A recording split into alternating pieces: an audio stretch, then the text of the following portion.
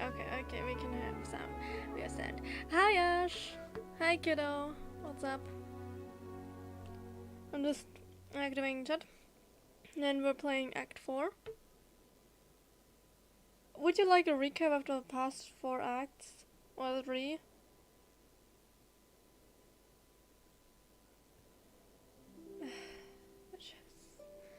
My phone doesn't want to work. Yeah, it has been a while.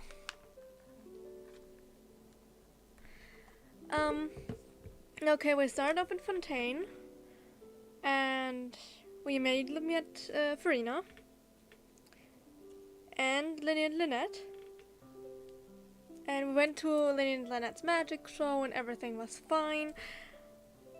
Until, well, a magic trick went wrong and someone was killed. Like, there was a box and there was supposed to be a viewer coming out of there, but the box never opened and instead a water container fell from top to bottom and crushed the box. And so Linny was accused of murder because there were young women disappearing and the woman who the viewer was nowhere to be found. And we were the attorneys, aka we were like going to defend Linny. And we won the case because we figured out what happened and she never disappeared. She was a thief and thought she was caught. But the guy who did die in the accident, that was part of the murder case. He wanted to kill her. He just failed. And we found out that people in Fontaine can be dissolved in primordial seawater. For anyone else, it's like normal water. And that will be about Act 1. Act 2, we find out about the serial disappearance case, about the young woman disappearing, because Navia, who helped us the first part. There's a group of people over there. Let's go listen in. Her father was part of it, but he kind of died because of it. Because he was like, yeah, I ain't going to court. Instead, I will die for it. Because then my daughter will be safe. And then we figured out the case. And then it turns out, yeah. That was a dude who was friends with her father. Who is the mastermind behind it all. Because his lover died. She dissolved in primordial seawater. So he kidnapped young women to test out if he can get her back and dissolved all of them in primordial seawater. And then we had him meet the consciousness of what we thought was his lover, but turns out it was the consciousness of all his victims and they drowned him. Oh, and in this case, at the end, before like he got arrested, we also had to finish Linny Child's case because he was also on trial for the same reason. But we were like, "Yo, it's not Child, it's this guy," and yeah, that's true. It was a guy, but they were like, "Well, according to the rules of the court, we still have to finish your case." And Nouvellette was like, "Yeah, you're innocent, but let's see what the artiste mécanique d'analyse cardinal thinks. You're guilty." Everyone in the room like, wait, but we figured out he's not. Well, he was still sent to the place where we are currently in the game. And Nouvellette was like, yo, he disappeared. No idea what happened, no one saw him escape, he's just gone. And he's like, okay, I'll make you do a small crime, and you'll be there for a few days, for like, as it turns out, 1.5 months. In this place, it's not like a prison, it's more like an exile for criminals. I'm not sure what it's called again. And we've been here, basically in jail, because we're trying to figure out what happened to Child. And from what we've figure out. Also, like the first day, like we were shown around, and just like, wait a second, Lenny, what are you doing here? We defended you. How the fuck did you end up here? Well, it turns out Lynette and his brother Fremine and their brother Fremine are also here. We haven't seen Fremine yet, but both of them said. And they're like, yo, we have a secret that we're trying to investigate. Basically, the Hydra Archon does not have the Gnosis, and it's apparently in here somewhere, and we're trying to investigate that. And you're trying to investigate why Child disappeared, so could we work together? And we kind of figure out he went into an empty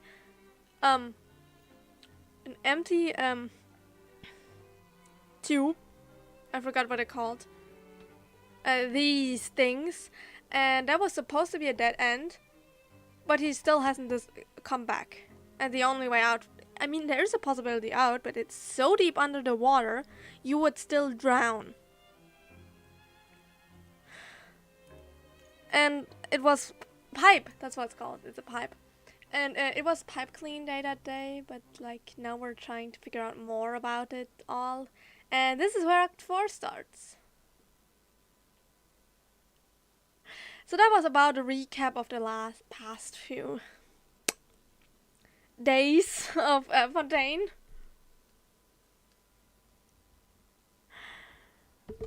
Does my chat work now?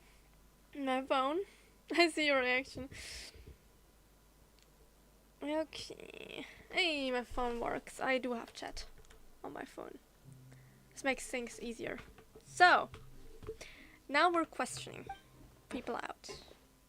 What they know. So I said, that's not a faucet. Hey, who are you two? Why'd you come over all of a sudden? Like I said, it's not like prison, but like you can't canonically still leave this place. We work here, there's fighting here, and that's perfectly fine. There are a few rules, actually very little. You get a sort of money called credit coupons. How many do we have, actually? I wonder. Oh, sorry for eavesdropping. Sounds I like hope you we were have more talking than about 400, something otherwise private. we'll have to work again tomorrow. What's the matter? They're just looking to join in on our fun, that's all.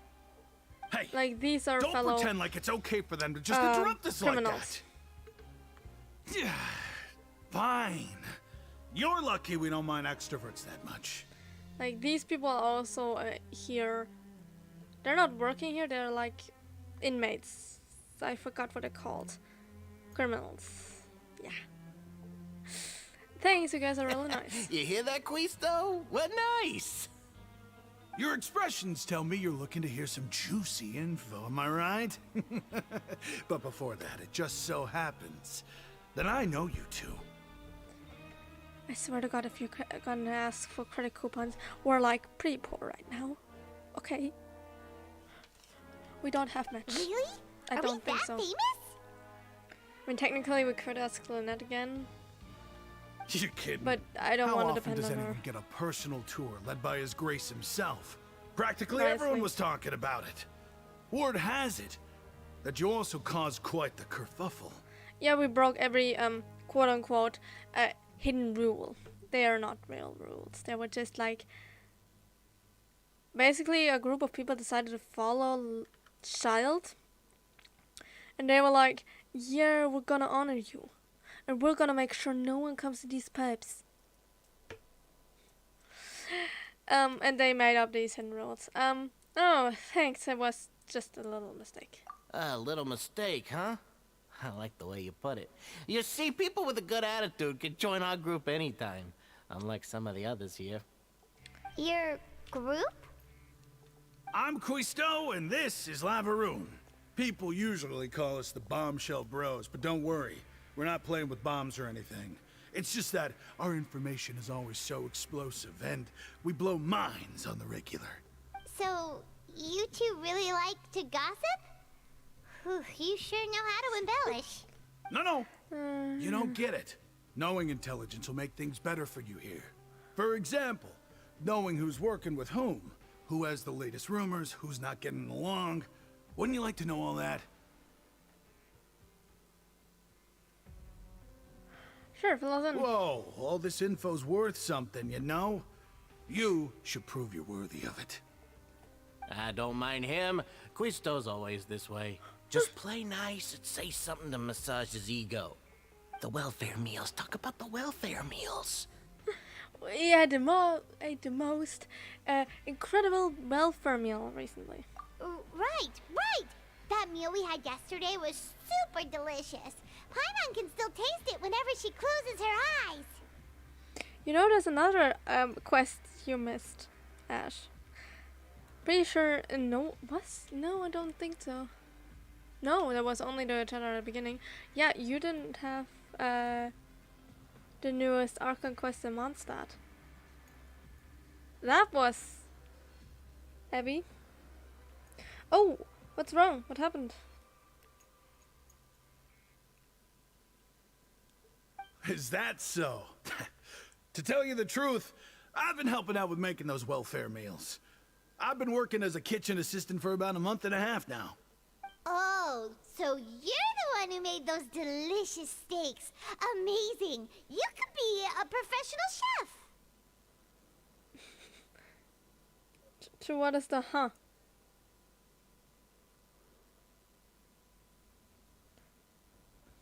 You are correct. I am a true professional. In fact, I even went to culinary school.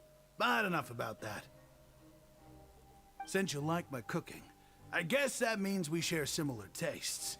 Listen carefully. This little bombshell will help you learn what's really going on here in the fortress. And yeah, it's just something. Don't be sad. He's a good. Listen, kids. The power structure within the fortress is quite complicated. The overworlders couldn't care less about us down here. We're basically dogs to them.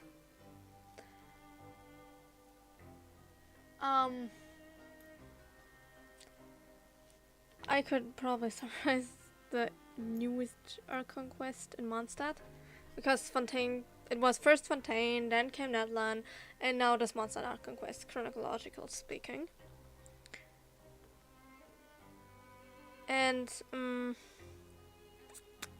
the Mondstadt Archon quest, in the newest one, we had Albedo on trial for murder, but turns out it was well, there is a somewhat of suspedo, as we call it in Genshin.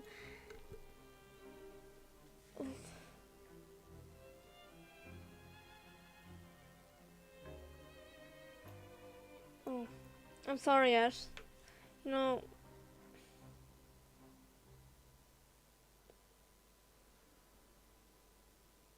You can always tell me.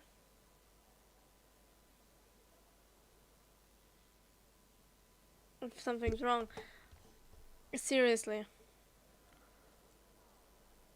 If something's wrong, you can always come to me. And I will listen.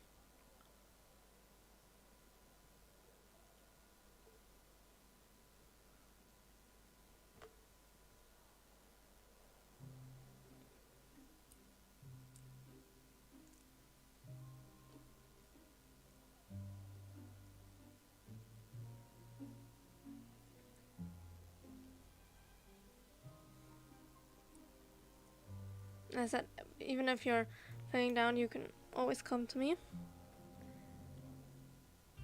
I know it's like to have thoughts, at the very least. I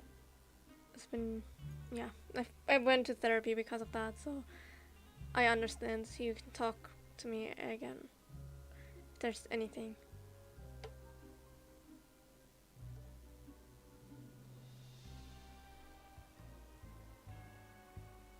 You've already met the one person here you should never cross, the Duke, Risley. He knows more than you think. And if he doesn't care about something, then he often doesn't bother dealing with it. I'll let you back. I can't, because, yeah.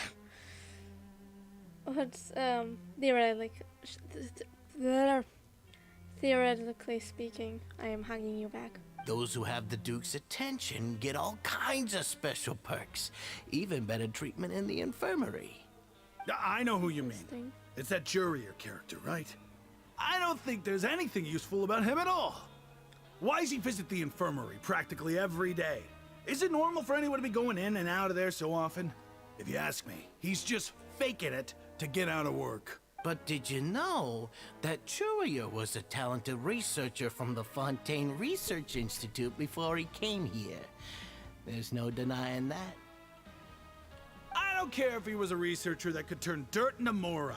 Once you're in the fortress of Meripede, you're just another inmate like everybody else. Meripede, that's what this place is called. I forgot. Interesting. According to Cousteau, a person named Jury frequents the infirmary. I should take a note of that. Speaking of which, the last time I saw him, he was passing by in the corridor with Lorvine. I also heard they started arguing in the library and got into a fight, right? Guess that's just how terrible of a guy he is. You mean he hit a woman? Wow, I never imagined he was that bad. But that Lorvine's also quite the odd one, you know? She's always gabbing away, got into a fight with a man, and she also got sent to the infirmary. Come to think of it, I always see her going to the sick bay every couple of days, too. Huh. Wait a second. You don't think? Do you think could it be that they're secretly meeting there to go on dates? But it's really hard to imagine. After all, I do remember seeing Lorvine beat Jurier to a pulp that one time. And we might be overthinking things. So Jury has a confrontation with a girl named Lorvine, who also frequently visits the infirmary. I remember that too.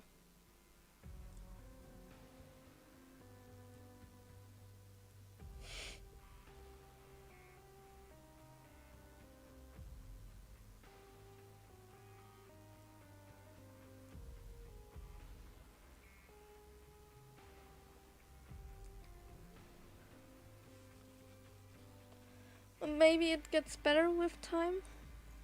I wish you luck with that.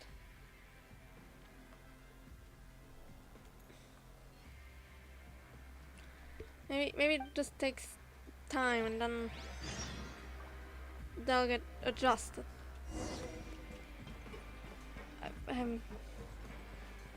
I don't really know how this works. Like how people work. Like, I don't know how to explain it.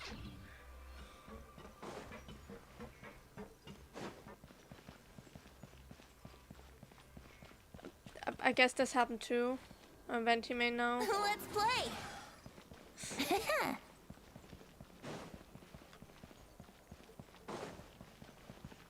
This guy wasn't there before. You must be Jovier? Yeah. That's his name? Hey, you over there? Bavillier. Who, me? Yeah, you. Say, do you like playing card games? You know, like Genius Invocation TCG? I can. Even people down here play that game? You TCG players are like mint in the wild, literally sprouting up everywhere. Hey, come on now. What's wrong with finding fellow Invocation aficionados? Anyway, care to join me for a game? No thanks, we're busy with other things at the moment. All right. No pressure. But why would you be looking for people to play Genius Invocation in a place like this? Don't people usually come here to fight?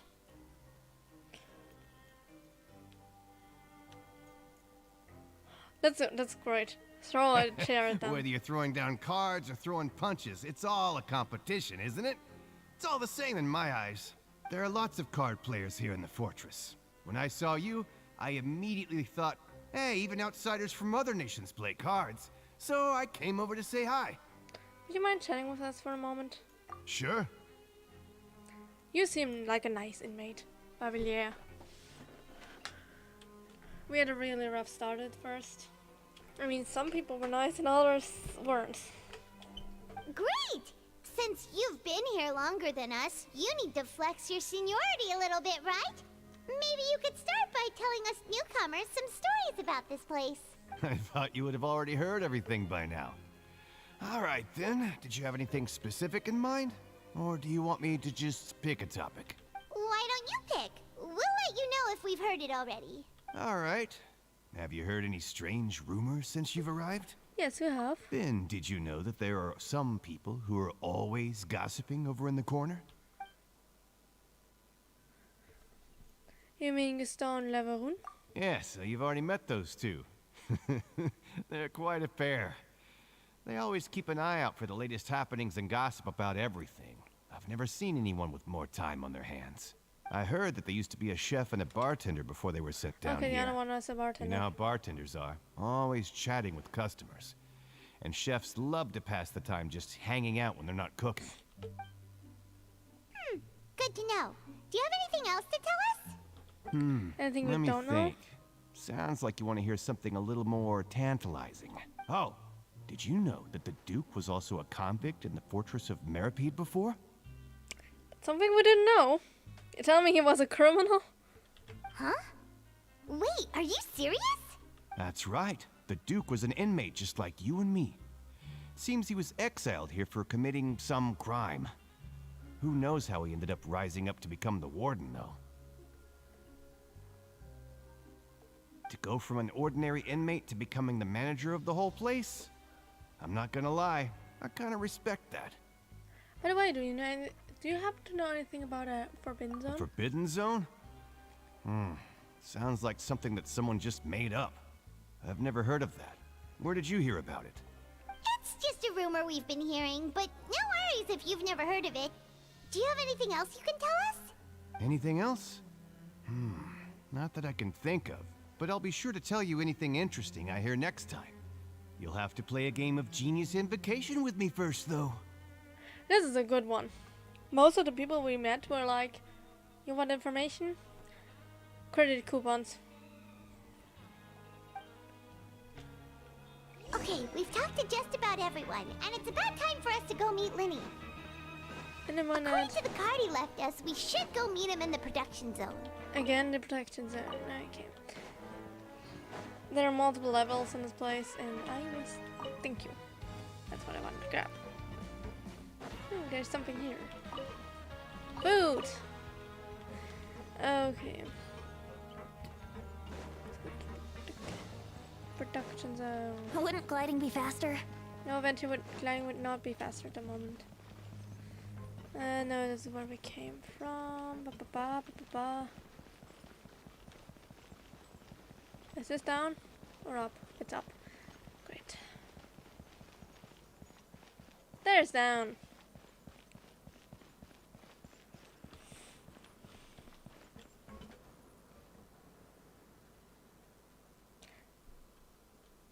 You're telling me I'm a grandfather? When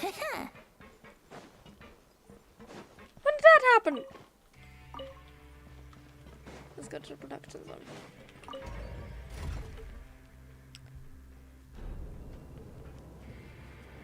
You gotta tell me the dub's name at some point. I'll watch it after stream. Or whenever you send it. Production zone.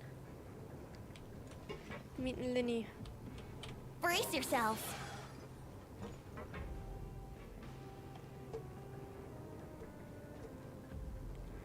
Here we go. Whee!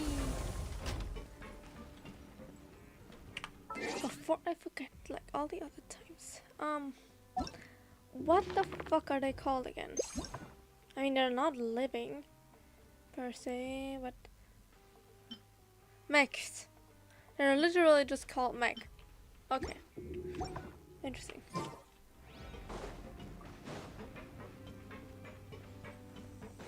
It's another level. Okay, then. Where is that spice? How do I get up again? Wouldn't gliding be faster? No! Venti gliding would not be fast. You should know.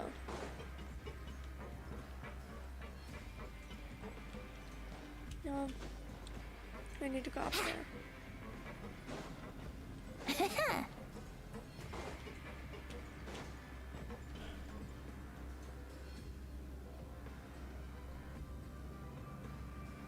What?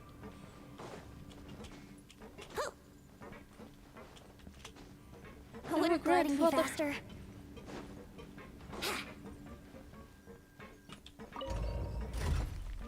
Oh wait, right, I forgot I haven't finished talking about the Archon quest in Mondstadt. You will understand why. That just reminded me of that.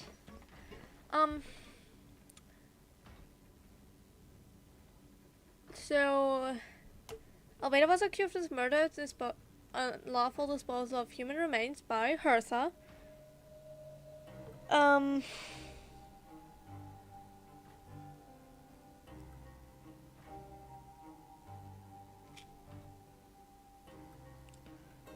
damn.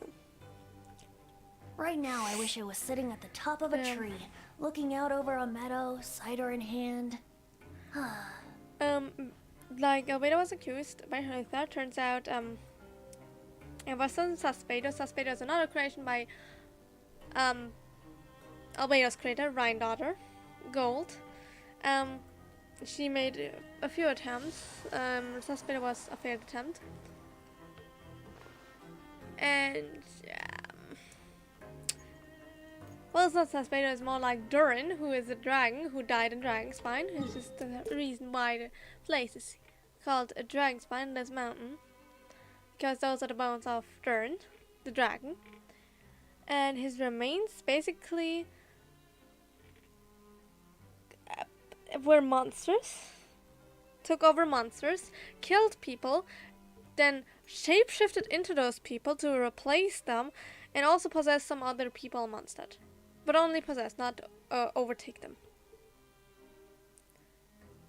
And Hertha was one of his replaced ones, but he didn't kill her. The knights, because the knights were like pretending like she was dead, they should send her away for a while. And then in the middle of court, she reappeared.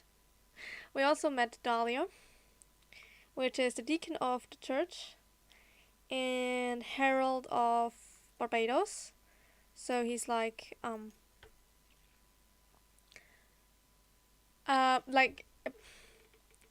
being like, the God has spoken this and this word. These and these words, like, this is a herald. Like, telling the people what a God said. And I was like questioning, like, how do you do that? Well, it's easy. He just knows. He just knows that when he's at Barbados, so they just meet up. That makes it fairly easy. I will pull for Lalia, definitely. I don't care if people say that his kid is bad. I will pull for him. Shut up. Yeah, so the monsters attacked. We all protected Mondstadt. Went out well. And then Albedo was like, yo, I have a personal project. The reason why I was accused and all that. And I need help from the witches. His mother is part of the witches, but we got in contact with Alice instead, which is Clee's mom. And he was like, yo, go into my office and you'll find out why. And I remember being there and I was like, okay, who the fuck will be in this office? Mini Durin? Mini Durin, what the hell are you doing here? He was part of an event, and yes, he's named after the same dragon. He's basically is the same dragon, but also not. And he's really adorable. 1 second, I can pull up a picture so you understand. He was from the Simulanka event, which was like almost a year ago. Not a durian, a Durin. Give me a photo, like.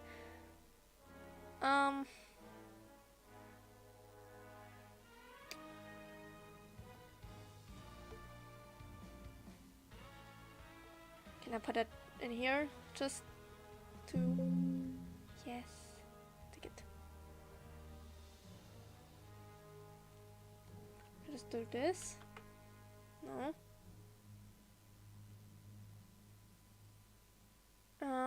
Let me see. I will show you who Mini Durin is, so you understand why I was surprised. And I find him adorable, and I always will find him adorable. It's a JPG, okay. And then I can add a picture and say mini Durin.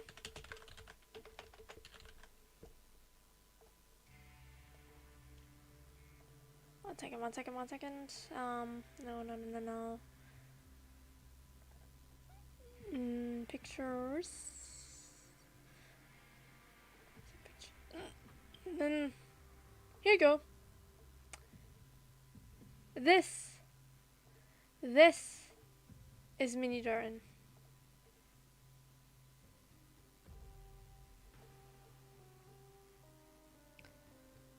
And this just appeared in Albedo's office, and I was like, what? Mini Durin, what are you doing here? You little cutie patootie.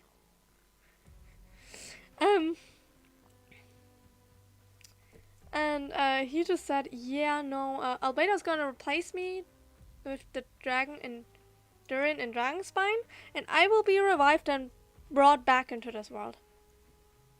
I was like, huh? I was like, okay, I probably should be more specific.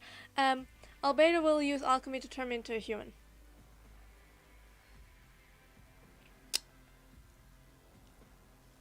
Yeah.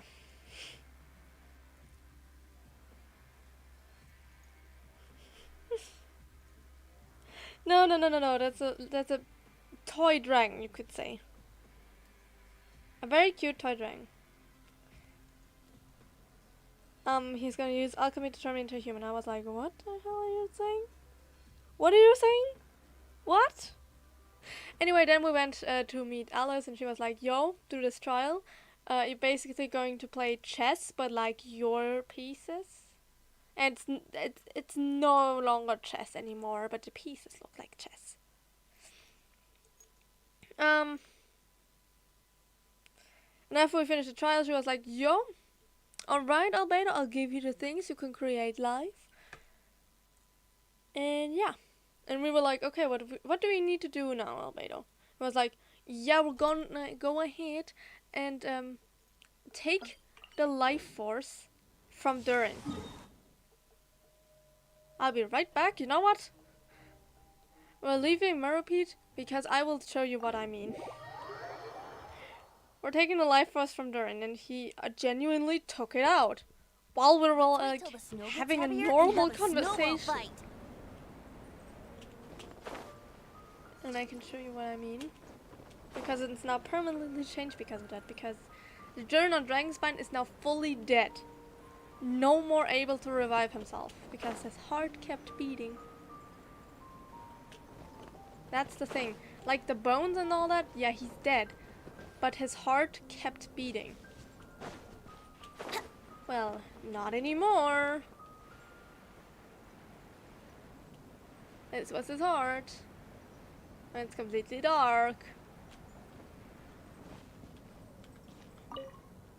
That massive rock that once looked like a heart has lost its power and descended into a solemn silence. Oh no, it won't be able to absorb any vitality like this. Let's just go and report back to Orban Traveler. It's still warm in here though. Like I ain't freezing.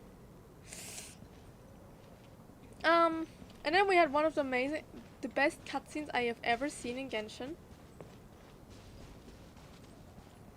Yeah. And Albedo, yeah, he did it. He used alchemy to turn Mini Durin and take Mini Durin and add it to Durin's life force, combining them together and turning them into a human. And that's a cutie patootie again. And the final thing that he revealed, which was a shocker, was when he was like, yo, my mother, Rhine daughter, and now you'll know why that reminded me of like family-based like stuff. Yeah, she devoured Nibirius, and we were like, what the hell is Nibirius? It's the name of the ruler of life. And they're not one person.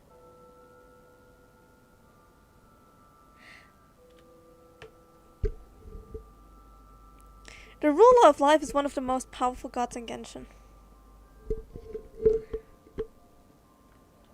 And Albedo's already fucked up family tree got expanded again. Because congratulations, Venti, you are now Albedo's cousin. Playable character-wise, like, Jesus. Okay, let's get go through. This is Albedo. His cousin, his sister. In this case, it's actually adopted more. So heavy.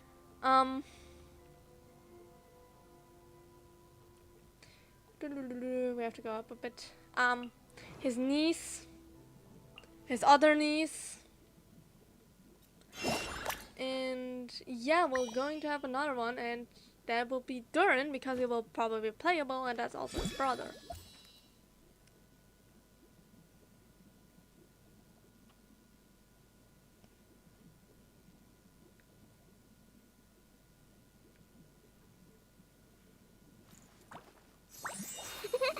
Oh, trust me, I know what it's like to not be a good role model.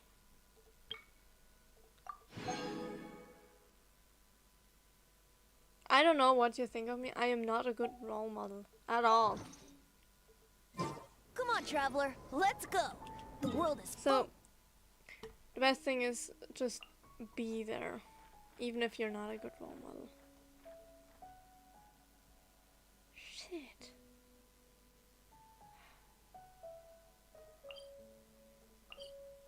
I'll take that one. Just be there and let her find a way to be comfortable around you.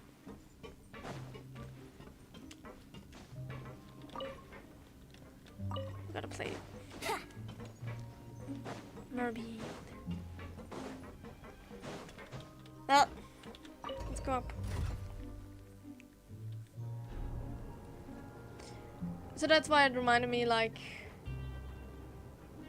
of that. Like, Albedo's grandfather is ultimately the person who created Tiamat like we know it. Like, without him, the gods wouldn't exist. Like, he stole the power from the dragons to give it to humans. Yeah.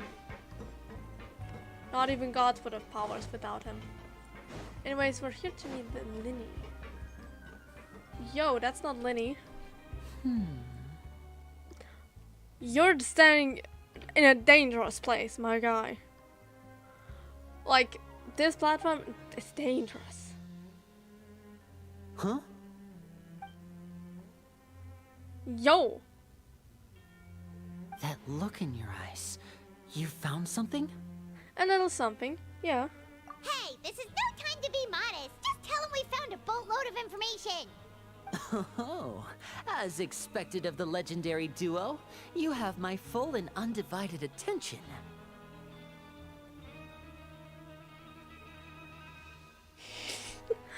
Who the fuck is that and why is he so pretty? That is Linny.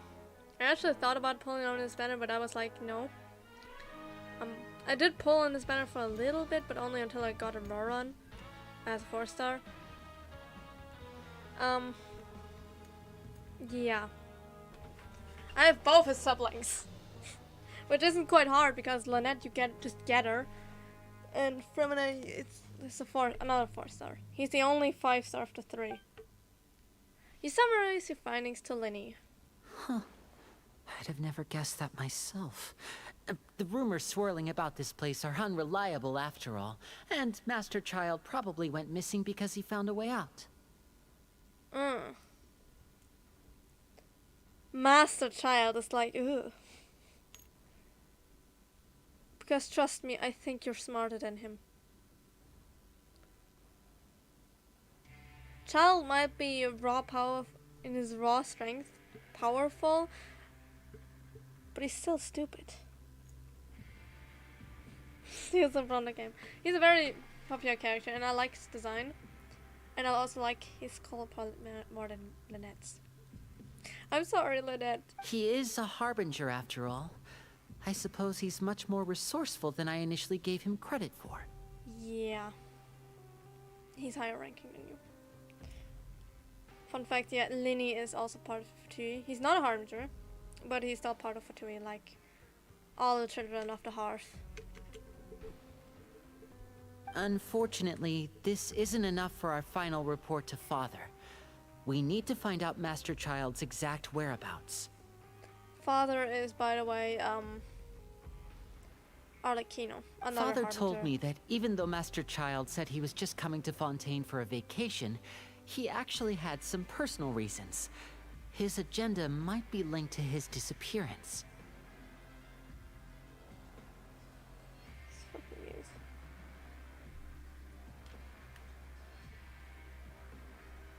Oh, whoops, my stream chat just closed. Let me read this. Let me. My OCs look nothing like me. Like the one I used to depict myself with is literally this jumpy little thing, my PNG tuber. And I can tell you, I do not look anything like that.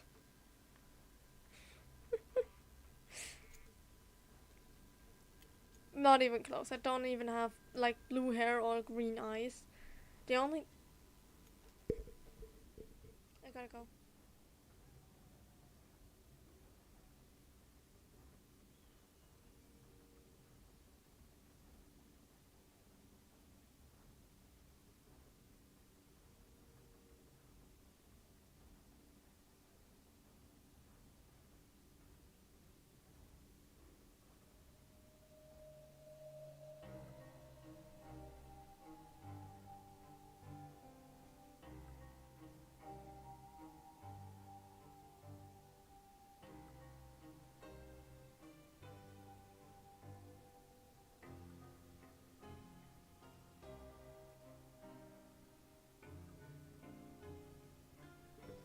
Alright, I'm back. I'm so sorry. Basically my mom came in all of a sudden. That's what I meant by I gotta go. If I say just out of nowhere that I gotta go, then it means someone came in, probably. I also gotta go soon because I gotta feed the cats. If you hear something in the background, it's probably my cats. Because they like sketching on doors.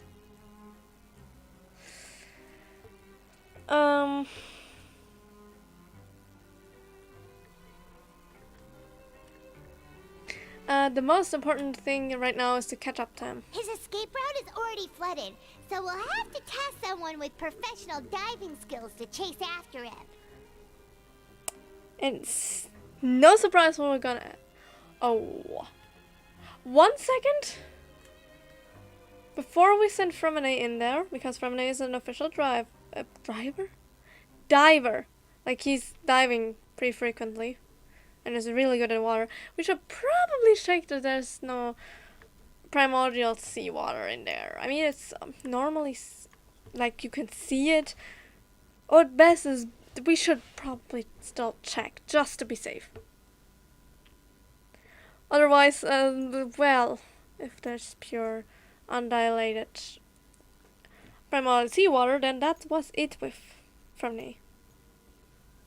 Like, I am not even kidding. They completely turn into water. The only thing remaining is their clothes. We saw it happen.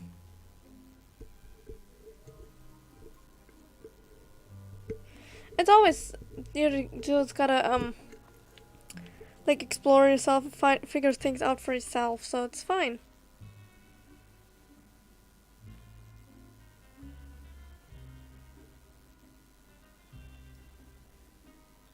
What's with the huh? Is it about the primordial seawater, what I was mentioning? Yeah, anyone who's from Fontaine and comes into contact with undilated, well, put it this way, if it's dilated, if it's like mixed with regular water, it works like a really addictive drug. It's strong drug. If it's undilated, you just turn into water. Except for people who aren't from Fontaine. Like, we had a drink a while back. that was meant for Navia, but Paimon drank it, and we were like drinking it, we were like feeling bad. But when we figured out that it was meant for Navia, we're like, oh shit. Oh shit, thanks Paimon for drinking that, otherwise we would have lost Navia there. We saw it happen once. And it talked about a lot of other times. Well, when you put it that way, it's obvious that only Fremine would be up to the task. Of course, he's a diver. Bingo! Is he around? He's working today. Coming here as a group would have attracted too much attention. I'll talk to him about it later. Please do. We're counting on you. Your eyes are... It looks like you're still looking at Paimon. Please do. We're counting on you. Thank you. It's the least I can do. We're all in this together, so it's only We're fair for us to all fulfill in our this end of the bargain. together. Honestly, I'm far more impressed by you guys managing to collect all this information right under Risley's watchful eyes. Not you mentioning it. He probably knows. He probably knows.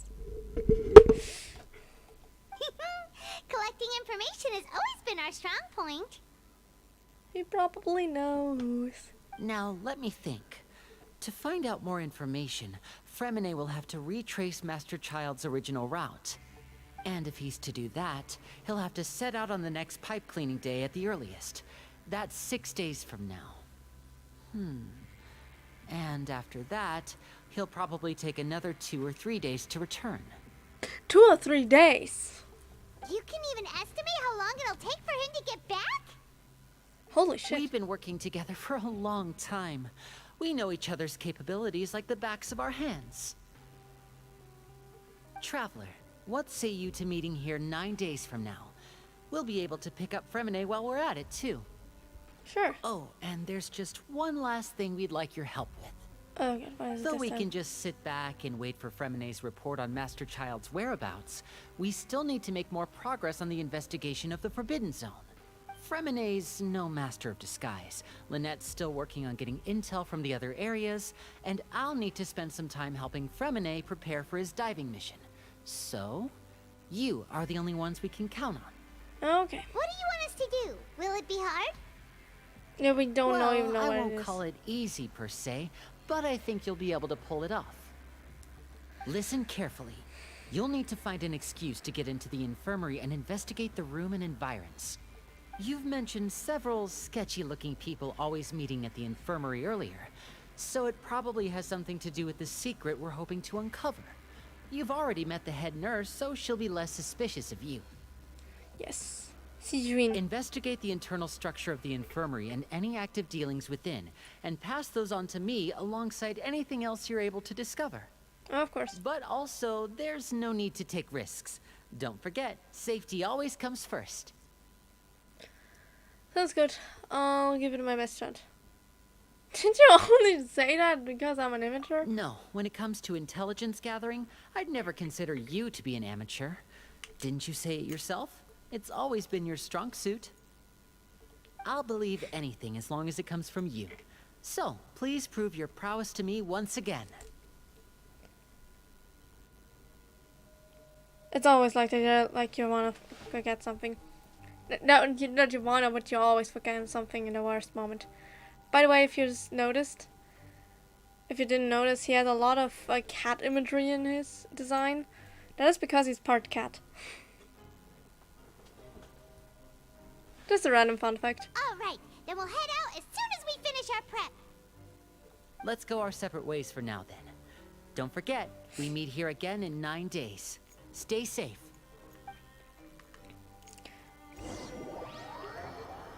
After doing some prep with Paimon against we're going to the infirmary. That's all I saw. Pop. Hey, stay here for now. Paimon will take a peek. Fly high. There seem to be several people inside. Let's try to eavesdrop on them first. You, Paimon, hide in a corner and eavesdrop. It's too quick. Several people appear to be engaged in conversation, but you only manage to catch them. It's not impossible.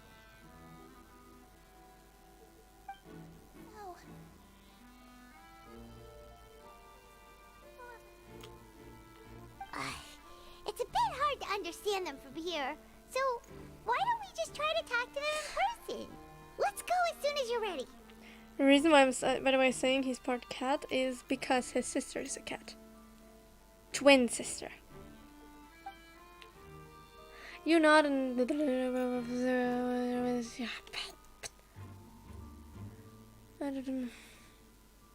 Oh.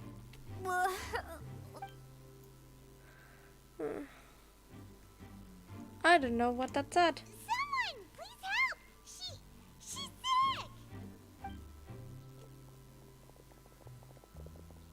Whoa, are you okay? Oh my! What's wrong, little one? There's no need to panic. Take a deep breath before you begin. What's wrong, little one?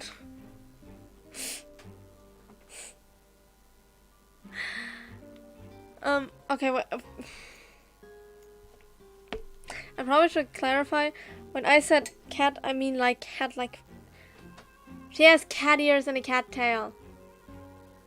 Not like a walking cat on four feet. I probably...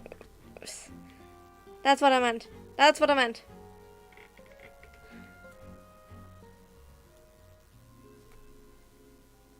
Kent girl, if you could consider that. Yeah, Seishun is like 500 years old. The traveler started complaining of a stomachache, and then nausea, and then collapsed onto the ground.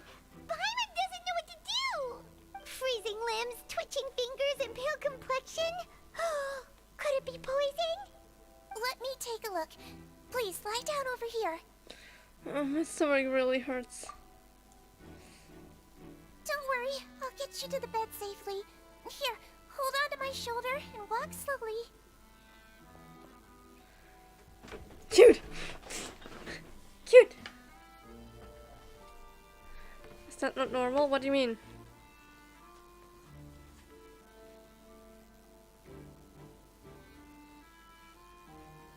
What?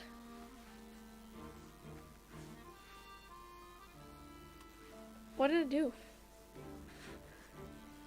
I'm confused.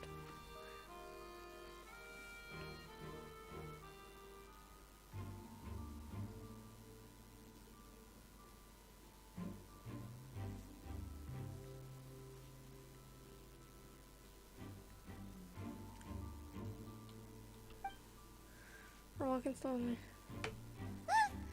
You can do it, traveler. Pale complexion. It means like your it doesn't matter what skin color you have, but you're lighter than usual. That means you're about to pass out. Mostly. Or about to throw up.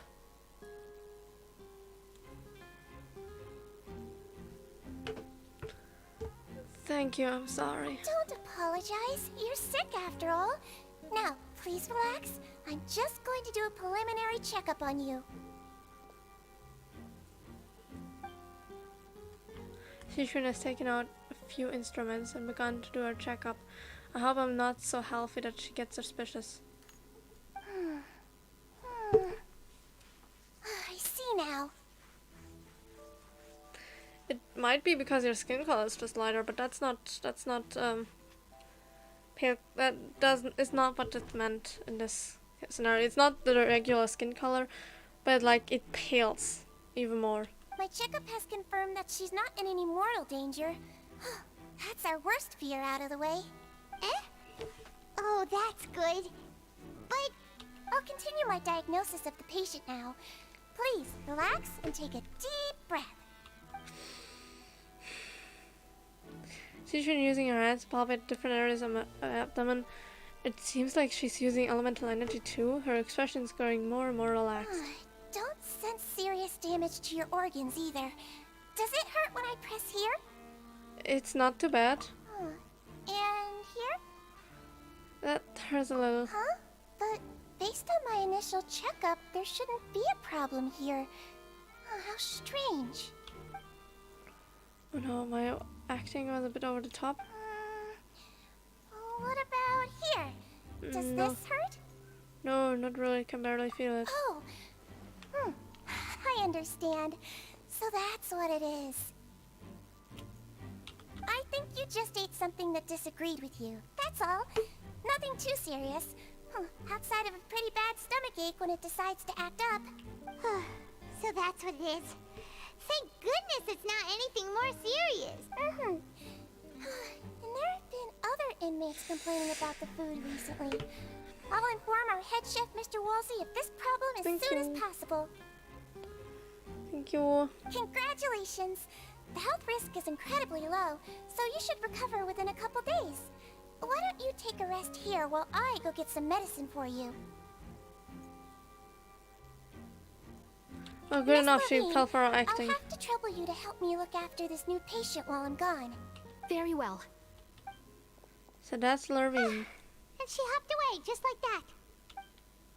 Phew. This infiltration mission is going much more smoothly than I imagined.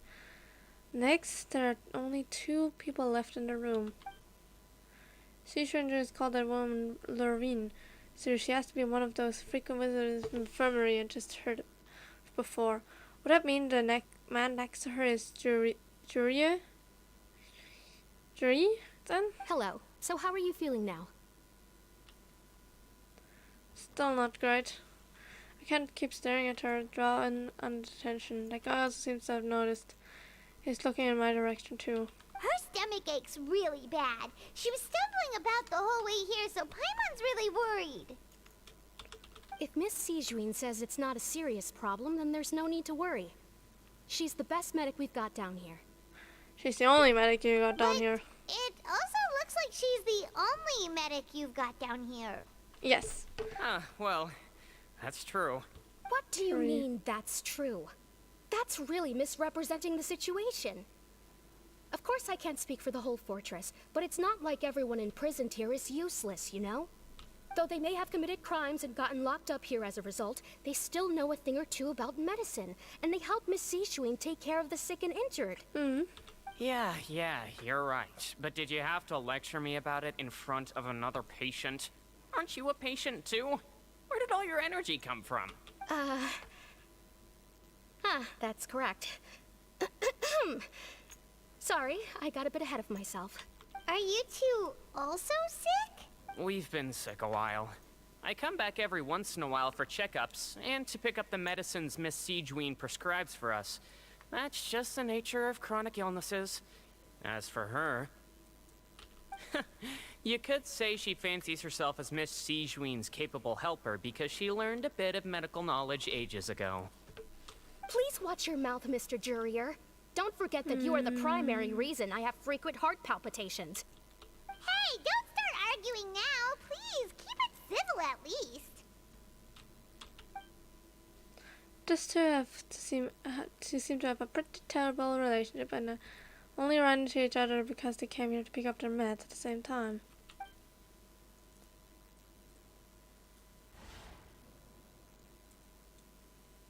But outside of the two of them, there's nothing suspicious inside the room.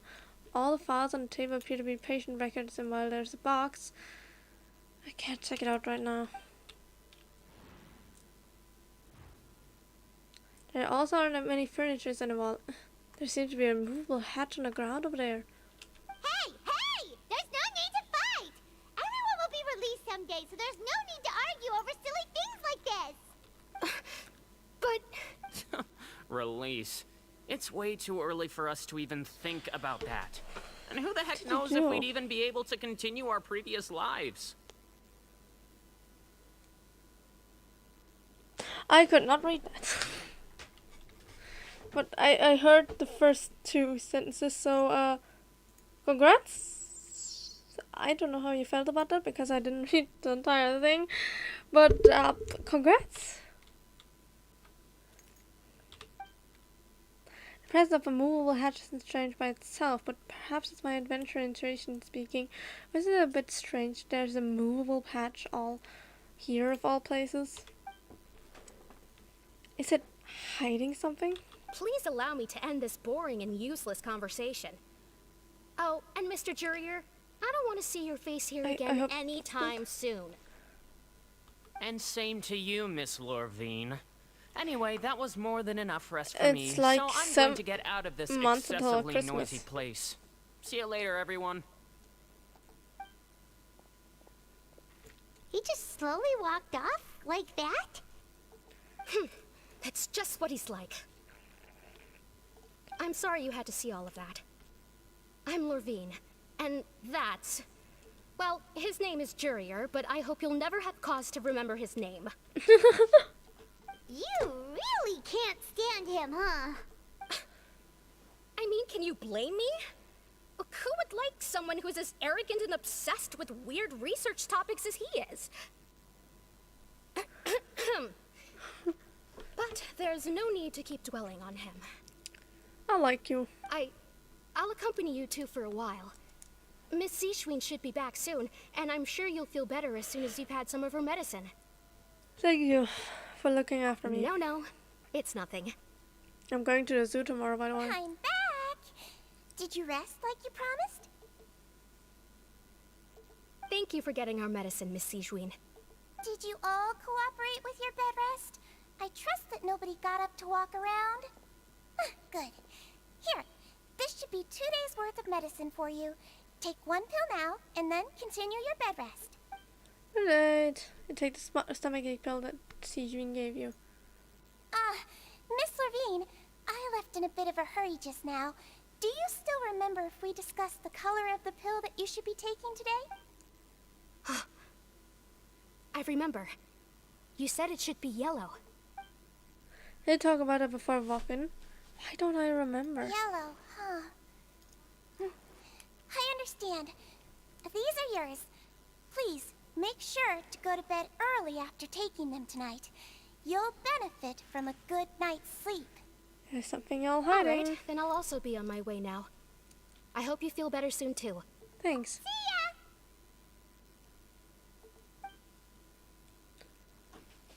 I'm going to fill out your medical record now.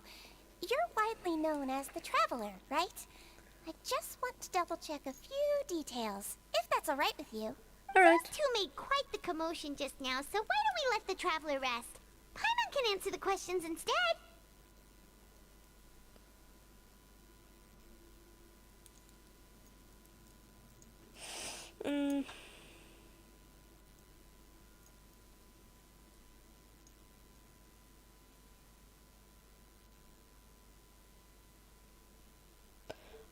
I wish you good luck. So her primary symptoms are abdominal pain with secondary symptoms of nausea. Is there anything else? That's it. All right then. Is there anything we should know besides to take the meds? No, her base constitution is quite good, so I'm sure she'll recover quite quickly after taking the medicine. Please, make sure to stick to bland or less stimulating foods, and don't stay up too late at night. Got it. Paimon will hold the Traveler to that for sure. No, you won't. Seashrin is still looking at me. Seashrin is still looking at me. I should probably just try to take a nap like she said. Oh, you're going to take a nap already? Okay then, you get some rest. She said Sons, you can always still catch some hints of Paimon in the conversation with We've Shiwin. been to lots of places together. She may look a bit under the weather now, but she's actually super strong. Oh, so you're the best of companions. Well, don't worry, she'll recover soon. Companion, that word brings wait, comfort you like You're this. awake. Morning. How do you feel? You slept for a really long time, but we never left. I feel a lot better. Thank you both. Well, now you can go back without a worry in the world. Remember to take the meds regularly, and don't forget bland foods. Thank you. Thank you, Miss Sejuin.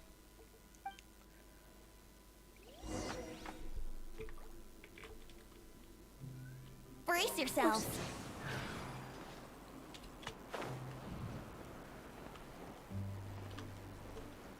There's this movable hatch. Return to the dormitory. Wouldn't gliding be faster? Where's Lena?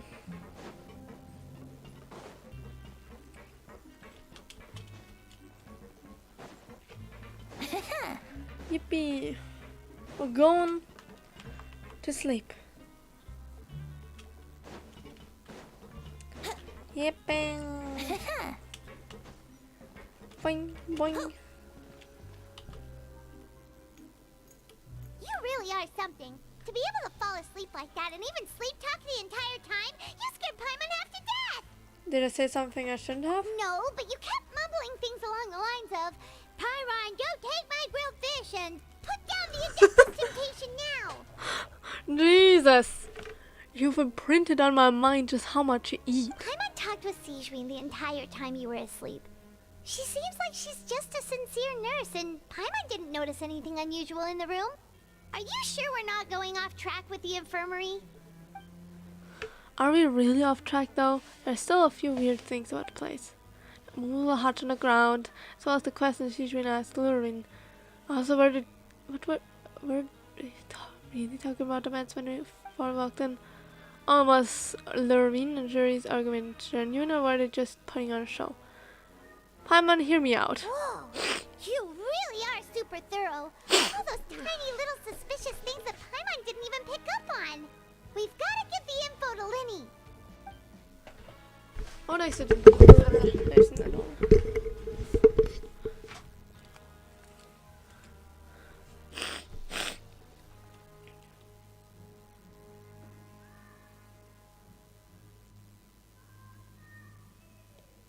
It's like a communication thing. A guy just comes in. When I'm busy, Linden. Sweater. Impeccable. Look at your chaser and specials. It pockets the info. This is Lynette, by the way. And finally, the promised 9th day arrived.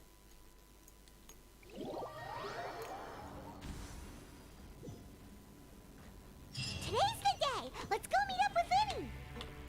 I wonder how many credit coupons we now have.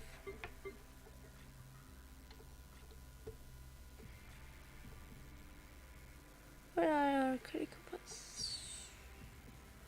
We have none. Where are they? Huh?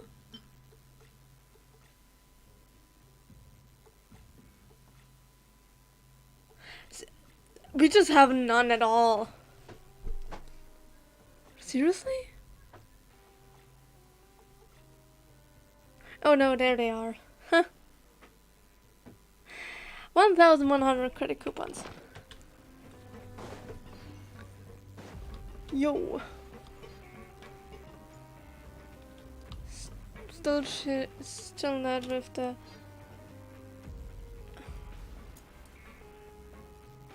Pneumonia stuff.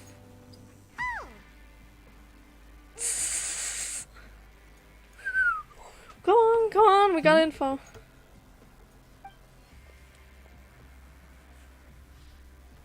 We gotta act in secret. Did you two run into any trouble over the past few days? Not much. No, we just worked our shifts according to the schedule. Nothing weird happened. That's good. That means you didn't raise any suspicions when you infiltrated the infirmary. We've taken a look at the slip you've sent. Fremine successfully left the grounds via the pipes 2 days ago. And as of last night, Lynette has also infiltrated the infirmary after faking an illness. Wait, why is she getting involved as well? Because she hasn't been these past few days. Literally once we were like, oh, Lynette, what are you doing here? Well, Linny is out investigating. Did we interrupt you? No. You caught me doing nothing.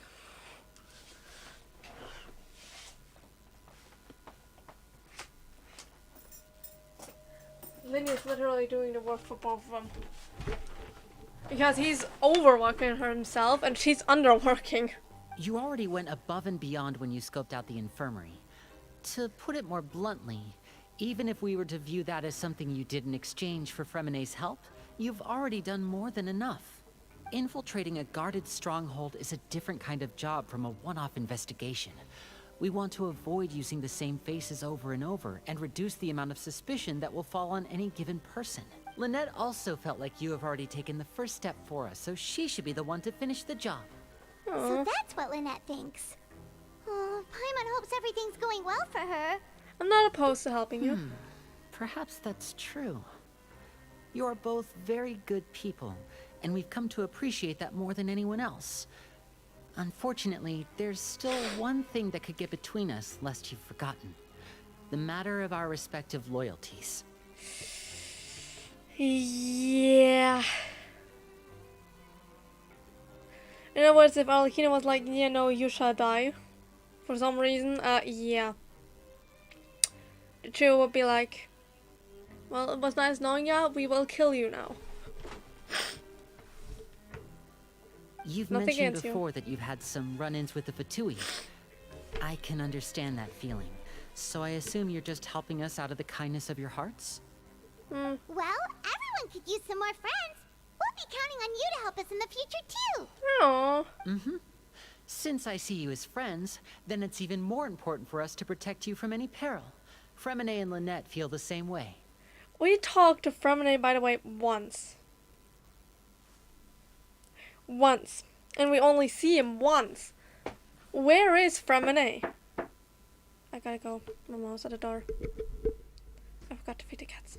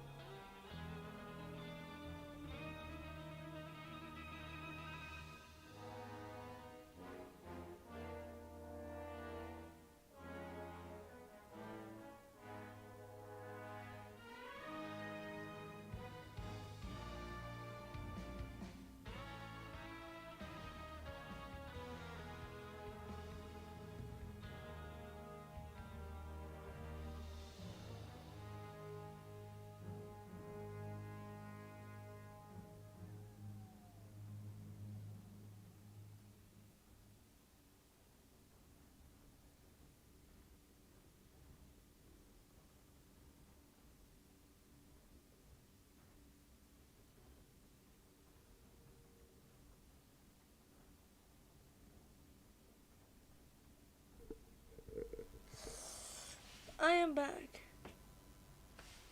The fuck is this music? Because it slaps.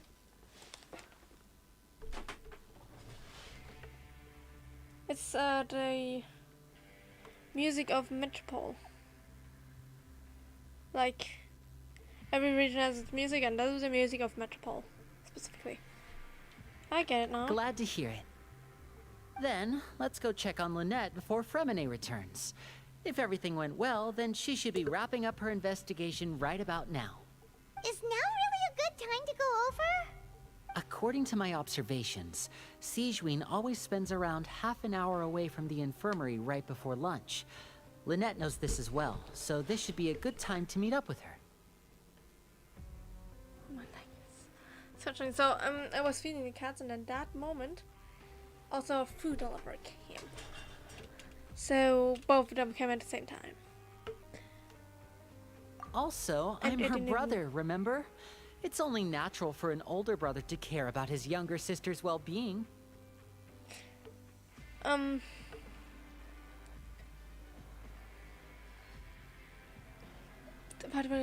yeah, we didn't even count the bottles, like, what to give back. Is that bottles? No, it is. It's bottles.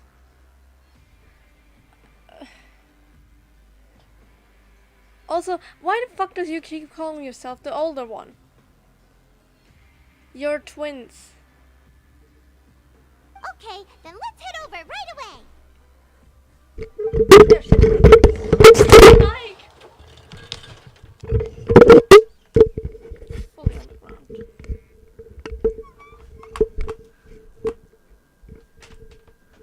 I have proof, by the way, that they're twins. Easily.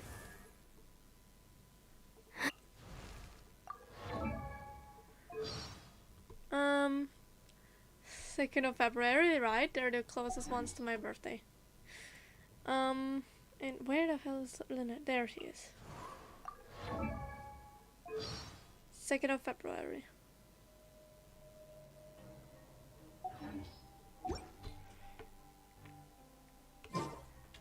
Like, the first one to call him actually the older brother was Paimon. Not even him himself. She was like, yeah, you're the older one. For some reason. Oh, by the way, fun fact, it's not a fun fact. At the end of Act 1, Lynette just drops the lore that Lynette was almost raped as a child. So, yeah, not Lynette should be here right now. Huh. Strange. Lynette? As expected, Sigewinne isn't here, but why isn't Lynette here? Could she have found a lead and left to follow it? No, Lynette rarely deviates from the plan.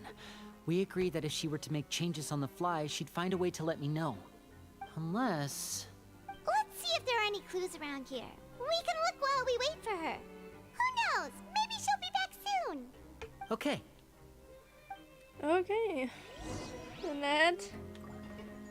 Oh, Mix. Hey.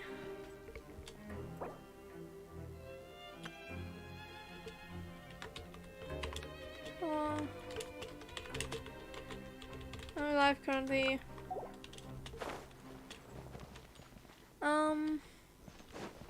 Wouldn't Can we gliding take be this part? faster? We can. Okay. Now we'll start off with the books first.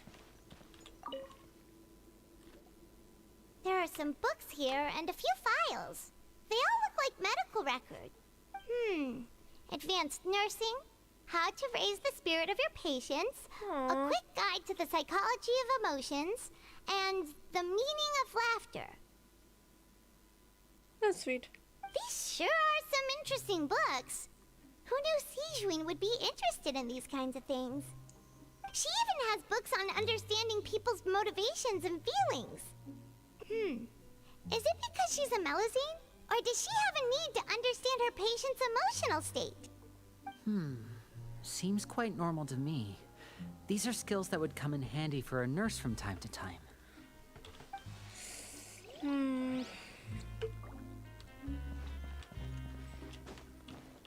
I guess this is her bed. None of the beds have any signs of having been slept in.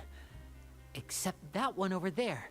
That's the one Lynette must have used, right? You said she was pretending to be sick. She would have said her migraine was having a particularly bad flare-up. Generally speaking, the head nurse would then ask her to lie down and rest, while she left to retrieve the medication.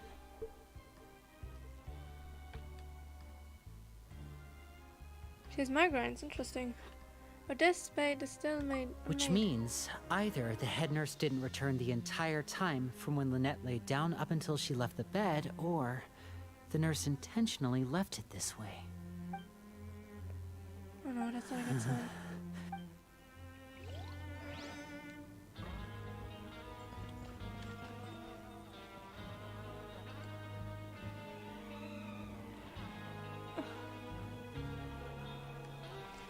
No, I don't think they have the same messages. Okay, what about the loop?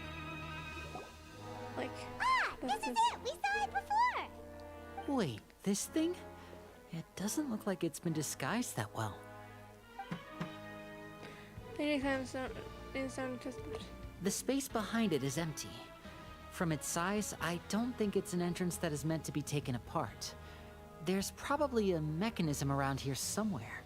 Could Lynette have tried to get inside? But if that's the case, she would have contacted me for sure. Let's look around here for some more clues. Don't panic, just take another look. Look on Lenny's face, he's definitely getting into panic. Don't panic. He probably said that subconsciously more for himself than anything else.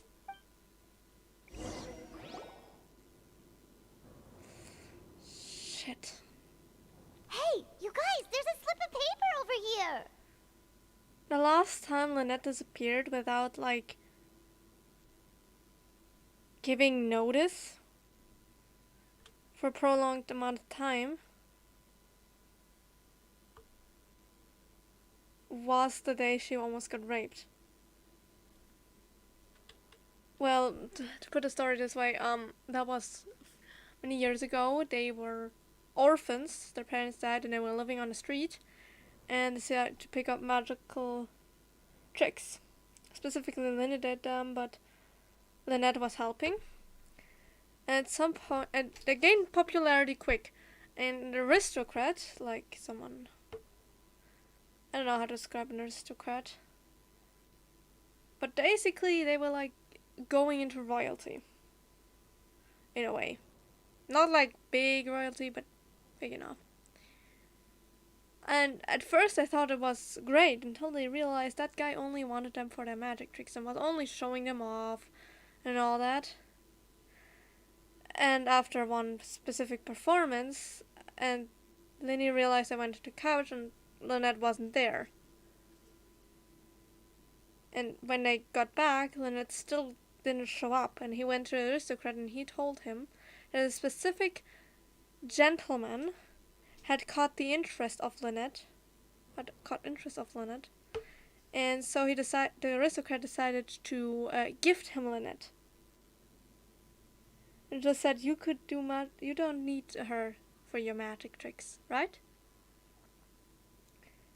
And so he went after the certain man who got Lynette, but there was one before him. Father, Arlecchino the knave, the harbinger, who was already standing over his corpse. And even if you don't think that was his intention to do with Lynette, they found his basement was filled. Like there were a bunch of orphaned girls in this basement. The guy was literally kidnapping orphaned girls to rape them.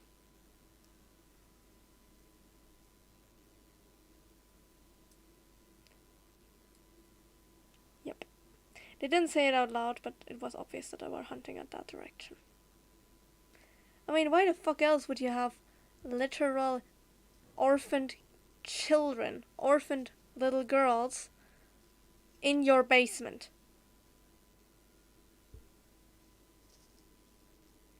Luckily, he died before he could do anything. But that's the entire reason why they are now part of TUI, because, yeah, Alekino saved Lynette and then took them both in. And ever since, like, Lynette wouldn't go anywhere without... Neither of them would go anywhere without telling the others, so... It's obvious why he panics. A slip of paper? Even if he's not showing it, like, It's yeah. right over here, and there's a bunch written on it too. It reads, out of respect for your usual practices, I'll use a piece of paper or card as the medium to pass on my message. You may consider this as me giving you my best regards. This is not Lynette. This is... Is that all? Is there anything on the back? The back. This is... Show me! Now! That look on your face. Paimon's reading it now.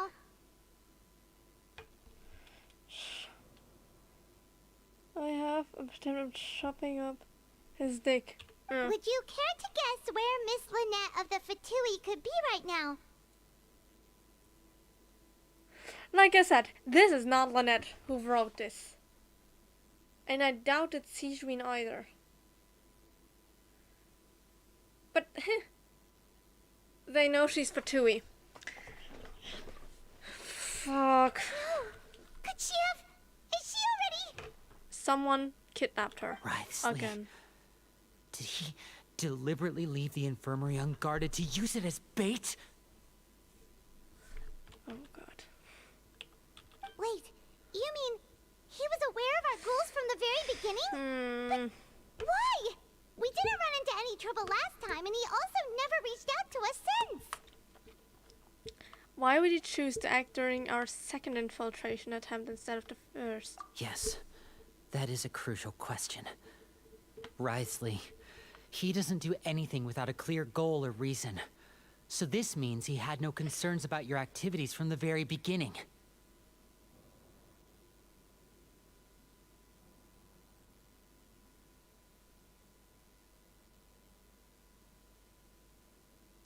He was suspicious of them. They're Fatui.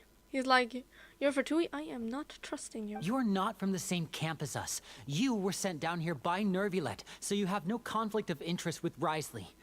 We're a completely different story, though. Don't blame us.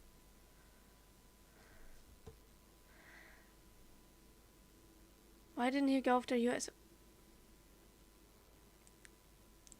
Because he knows Linny.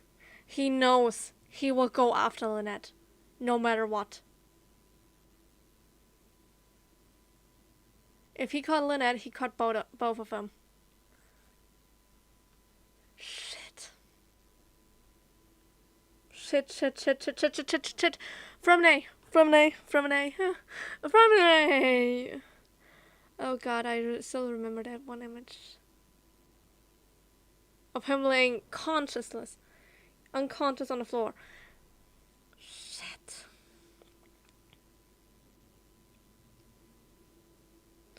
Fromine. Shit. Like I said, if you go... I'd like to know that too. Why did he only go after her? Again, because he realizes you will follow her. Don't panic, just think everything over. I have to stay calm. This is not like what happened last time. The situation's different now. Yeah, I mentioned what happened last time. Wait, you're right. Wait, but that means the fact that Fremine was able to leave the grounds. Could Wriothesley have let him go as well? But what does he gain by letting Fremine leave like that? He's trying. He has deliberately made them both disappear. So he's challenging me and trying to provoke me, I'm sure of it.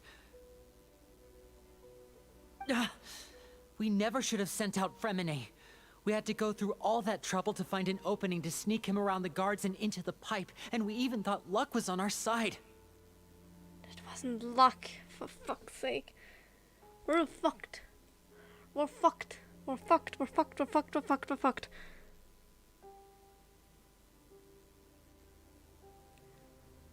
There's a water-filled tube.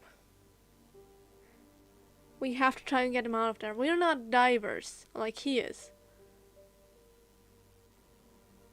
But he could still drown. If Risley let him leave on purpose, then he's probably in a terrible spot now as well. He's pacing. Lenny's getting more and more panicked. We have to calm him down. Lenny, calm down. As if that would help. Don't be like this, Lenny. Fremine wouldn't have left if we hadn't told you about Child. That was our fault. It's neither of our fault. No. I'm the leader of this operation, and I'm the one responsible for this team.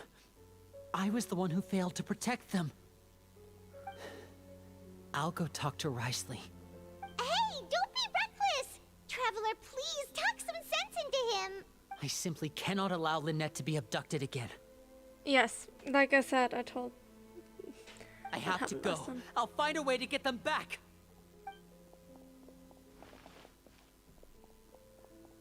He's rushed out the door! After him!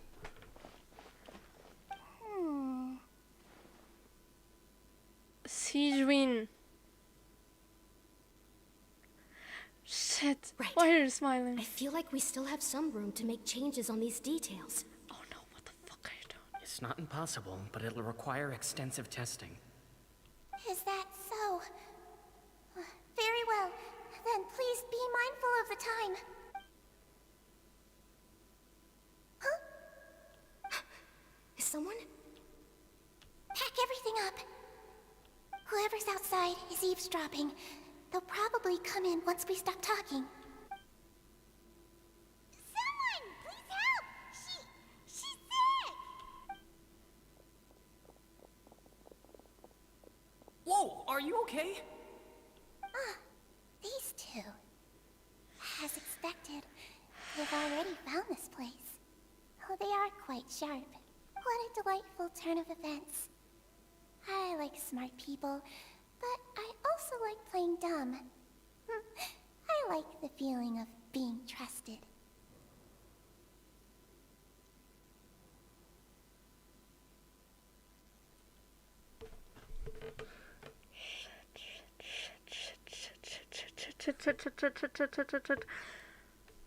Oh my!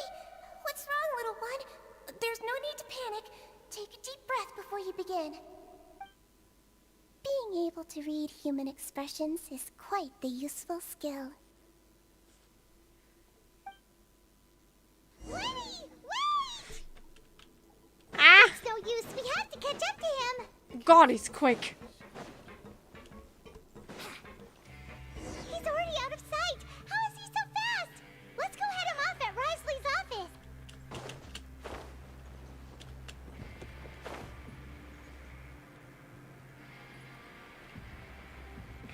Oh no, no, no, no.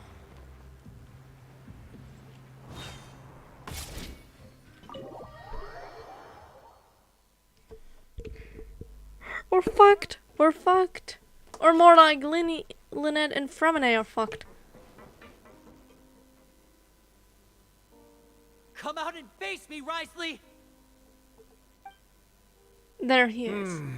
Aren't we at an administrative office space? Why don't you at least try to follow even a couple rules from the fortress's indoor management regulations? What did you do to my sister? I ran into the young miss at the infirmary. I'd heard that she was suffering from quite the migraine, so I decided to invite her over for a cup of tea. I do have some teas in my collection that can work wonders against such an illness. Stop joking around! Where did you take my siblings? I have also heard that your performances are quite the spectacle. Miss Lynette would sometimes enter a box filled with water, only to emerge the next second from another place altogether. Yeah, Maybe that. she'll appear behind you right now if you were to turn your head.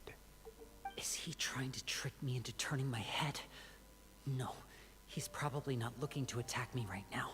All of the hostages are in his hands, and he's even in the mood for small talk. That means Lynette is probably still alive. You knew we were investigating the infirmary from the start, so you deliberately aroused the Traveler's suspicions and baited us into continuing our investigation, just so that you'd be able to kidnap Lynette. As for Fremine, no, you probably didn't even interfere with Child's escape.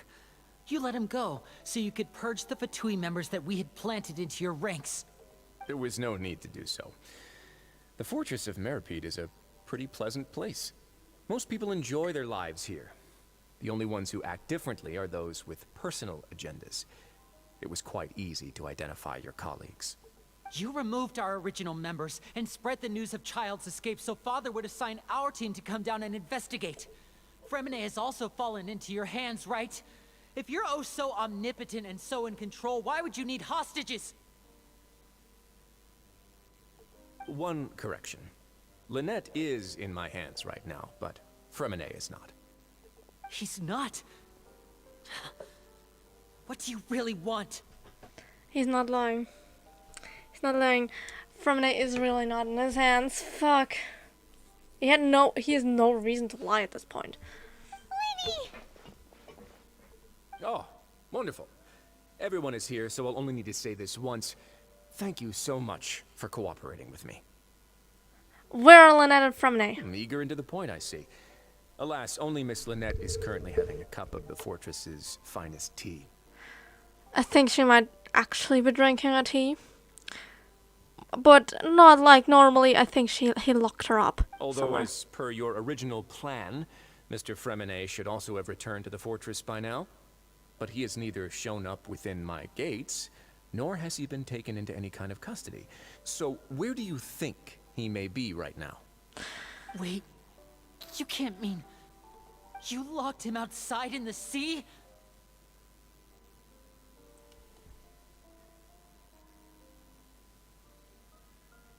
This is straight up murder attempt. I closed the fortress's gate to the outside world. That's all. Fremine's a star diver, so he should be fine, right? Paimon were pretty deep under the sea as far as we are concerned. That is a straight up murder attempt. Not even Fremine would probably be able to survive that. For fuck's sake, open the gate. No, we're still here, so he definitely tried to find a way to come back for us. So we can't assume he might have made a break for the surface. Open the fucking gate. But why would I do this, you may be asking? To have an audience with you, of course. My intel tells me that Mr. Linney is a great magician, so it's only natural for me to want to have some cards of my own when it comes to negotiating. Open the I don't give a shit. Each second we're spending here talking to you is a second. Fremine is outside. In the sea.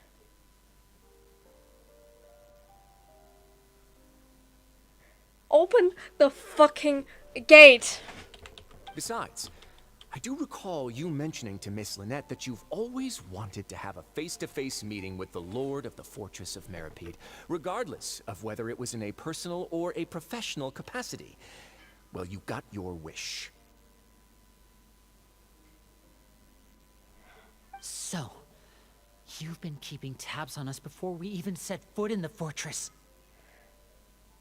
Some of my folks just happened to hear a thing or two, that's all. In any case, I will be straight with you. I'm not worried about Lynette because I'm pretty sure she's probably locked up somewhere. Maybe even genuinely drinking tea. She is known to like drinking tea. But Fremine is in a process of dying. I was willing to play dumb and turn a blind eye, so we had a pleasant few days playing games together here. But once you started focusing on the Forbidden Zone, all of that changed. Mr. Linney, the cards are stacked against you right now. Miss Lynette is in my hands, and Mr. Fremine is still slowly being pickled out there in the brine. You know just as well as I that he cannot last out there forever. Of course he can't. You need do but one thing to guarantee their safety. I would like you to contact your superior, And ideally, invite her over for a cup of tea with me.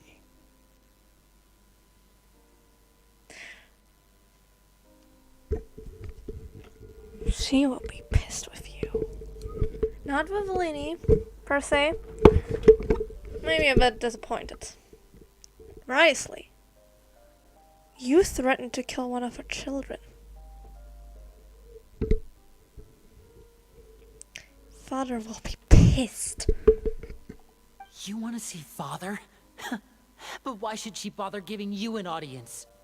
Well, if she cares for the well-being of her dearest children, she should have plenty of motivation to join me for a parents' evening. I've heard that the bonds between the members of the House of the Hearth are like the bonds of family. I don't see why she would refuse. Why did you think Father sent us to handle the Fortress of Meripede? This place is basically a no-man's land. It wouldn't be fitting for anyone as important as a harbinger like Father to come here in person. Oh, I see. So it's because she doesn't care for my place here. That's such a shame. After all, I've amassed quite the tea collection. I was looking forward to sharing it with her.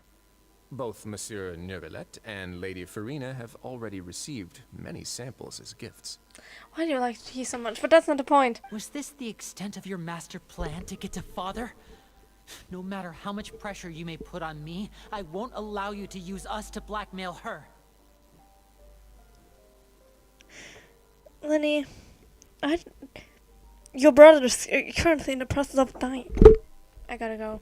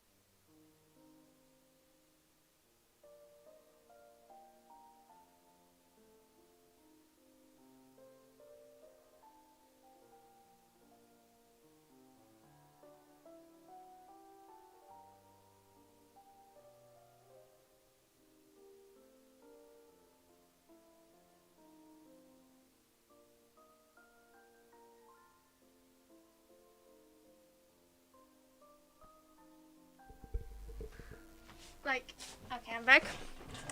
And, my point still stands. There is someone, I mean, okay, he's a great diver and all that, but it does not erase the fact that he's still a human. And very much needs oxygen to survive. You people really are difficult to get along with. All I'm asking for is a face-to-face conversation. Does she truly have no interest in the fortress's secret? Mr. Linney, you have one last chance to invite your father here. If you refuse... He won't obligate. He won't obligate and he won't give you a net back. Lenny! Why do you have to do this? Instead of asking why I'm doing this, why don't you try to see things from my perspective for a second? From the very beginning, the Fatui has been actively infiltrating my fortress. I gave you a warning by cutting off the first few operatives I found, but that only caused you to double down. Had you given up on the fortress then and there, I'd have no reason to want to talk. Mr. Fremenet left the fortress on his own, and Miss Lynette tried to pry out my secrets right in front of me. No matter how you look at it, the responsibility for this falls on you. I shouldn't ask Father to do anything because of us. 6, 5, No, you have to. You have to. You have to. You have to. Wait, 2.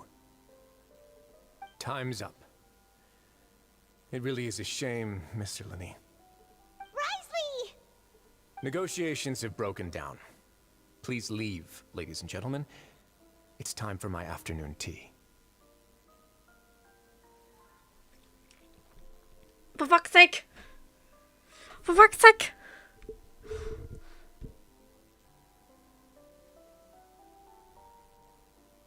I wanna hit you so fucking bad.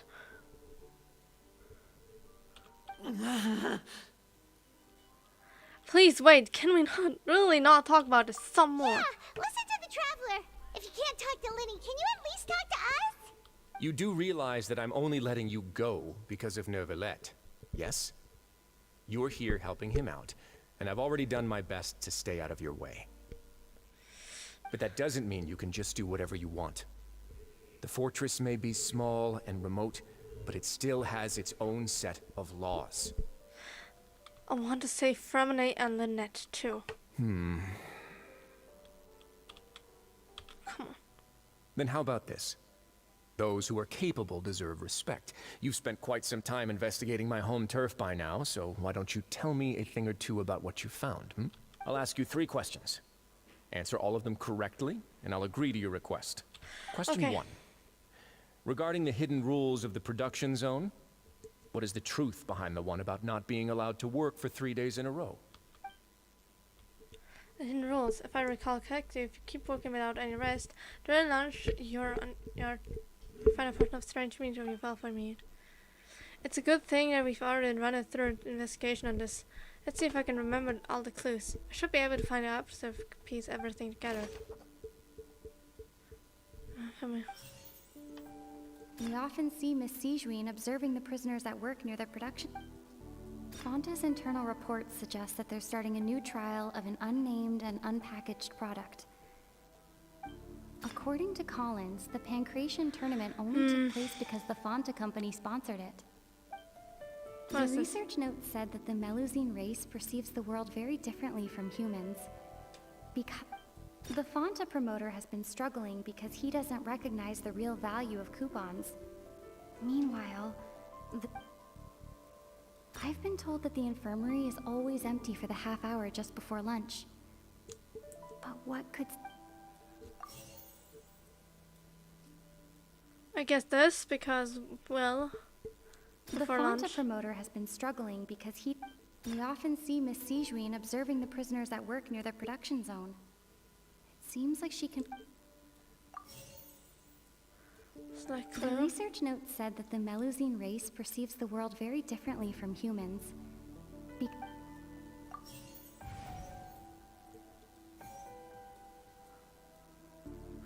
Okay, we have to figure out what. The Fonta promoter has been struggling because he does... Fonta's internal reports suggest that they're starting a new trial of an unnamed and unpackaged product. I've been told that the infirmary is always empty for the The Fonta promoter has been struggling. No. We often see Miss Sijuin observing the prisoners at work near... According to Collins, the Pancration tournament only took place because the Fonta company sponsored it.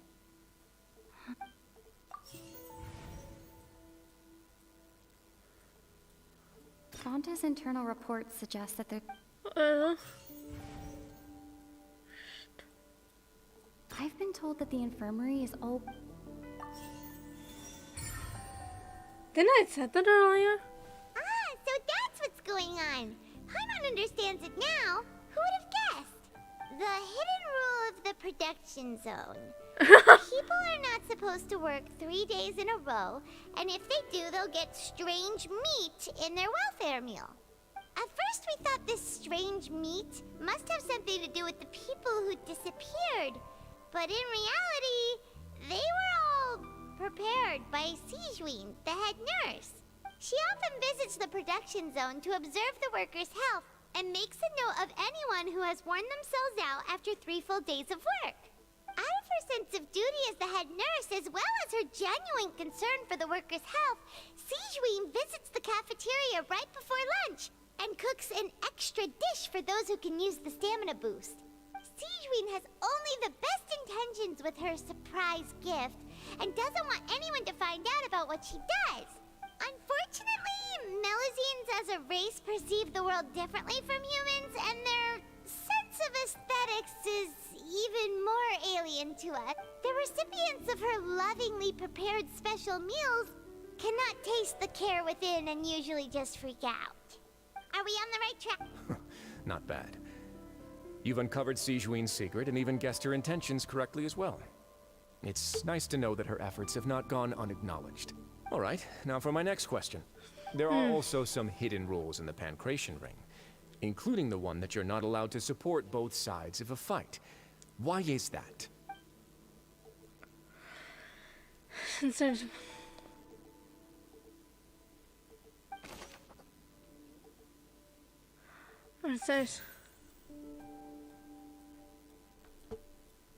Fonta's internal reports suggest that they're starting a new trial of an I think it has something to do with The Fonta promoter has been struggling.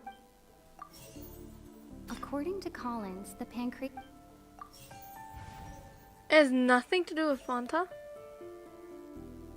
According to Collins, the Pancration tournament only took place because the Fonta company...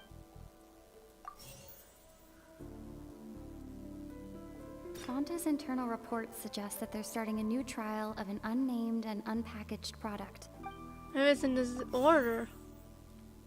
Fonta's internal reports suggest that the Fonta promoter has been struggling. That's the same thing I said. It's in a different order. Paimon gets this rule too now, so there really was nothing to be afraid of. It's just Fonta. That hidden rule of the Pancration Ring is about how, people are not supposed to bet on both boxers at the same time.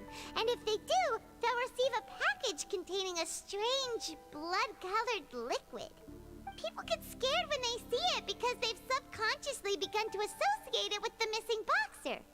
But really, it's just a bottle of the latest yet-to-be-named and packaged new Fonta trial product. A blood-red drink.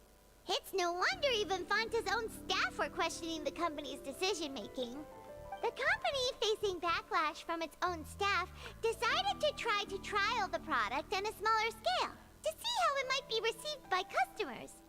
They came to the fortress of Meropide and offered to sponsor the Pancration tournament so they could push their new product. But the Duke completely refused to even entertain the idea. Which is you. The Duke, knowing how valuable coupons are in the fortress, knew that only total idiots who didn't understand their true value would bother buying a Fonta product here. And so, only those who proved their stupidity by being dumb enough to bet on two opposing sides of the same match were selected to receive the drinks. I acknowledge the effort you've put into bringing the truth of this mystery to light. Although, based on your description, that Fonta promoter is a bit too careless with his words. I may just reconsider my collaboration with the company. All right, and here's the final question. What's the secret behind our head nurse and all of her patients in the infirmary? You haven't collected enough info from that. Stop your cruel and pointless games, Risley! You know that we haven't finished our investigation, so there's no way we can answer the last question. The thought of sparing Lynette and Fremine never even crossed your mind. Linny! Pay for this! Linny, are you alright? Oh, wait! I thought he was just walking out of the way, but that's not it. Oh, close one. I owe you, Sigeween. That was a fantastic shot. Shit! It was nothing, Your Grace. Sigeween? Though this gun may look like a toy, it's actually fully functional, as I just demonstrated. Sigeween... You... And he's about to pass out because that was, some well, it makes us sleep. I hope you didn't try to kill him. But it doesn't look like he's bleeding, so yeah. Yaru is accomplice in all this? Not at all. I am merely a resident of the fortress, and thus protecting it is my duty. When Monsieur Nervulette asked me to come here, he told me that my job would be to take care of the well-being of everyone here. I am merely discharging my duties. But if you mean what you just said, then isn't Linny someone you should be looking after as well? Isn't he a resident here just like the rest of us? If you're close with Nervulette, why not learn a thing too about virtue from But you? I really am just doing what Monsieur Nervulette told me to do. Everything I did, I've done to protect them. Had I not, they would be in far more dire straits right now. His Grace knows it too, right? Your Grace? Mind proving my innocence to them? My dear Sigewinne, whatever shall I do with you? Would it have killed you to just wait another minute or two? Well, it's nearly time after all. The way you do things can be truly frustrating sometimes, Your Grace. I figured I should try to talk some sense into you. Yeah, she's all the time. What are you talking about? What time? Take me if you want.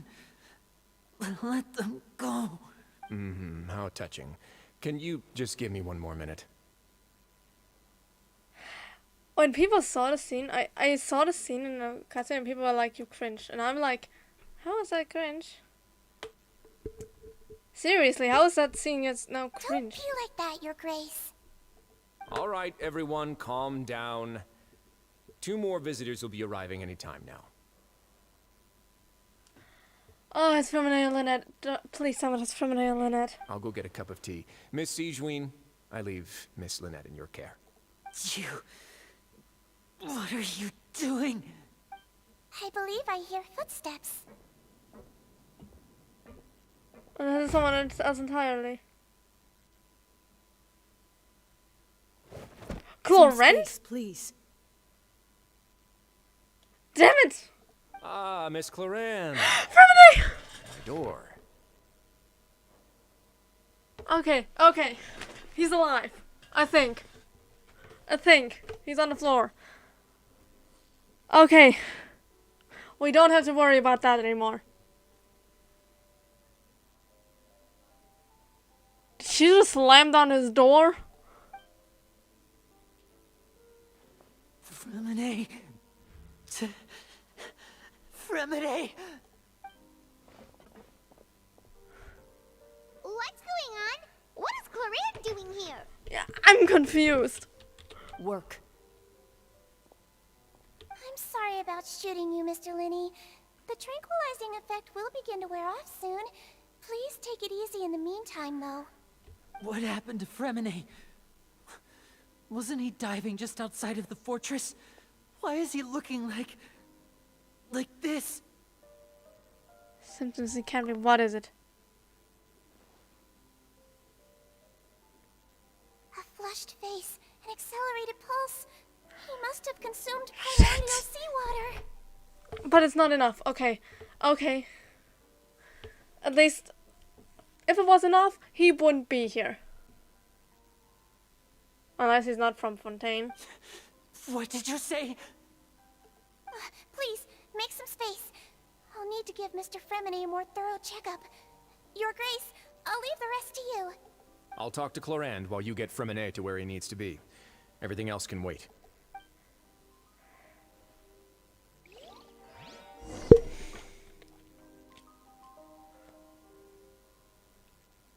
Jesus, he could have died. Here we go.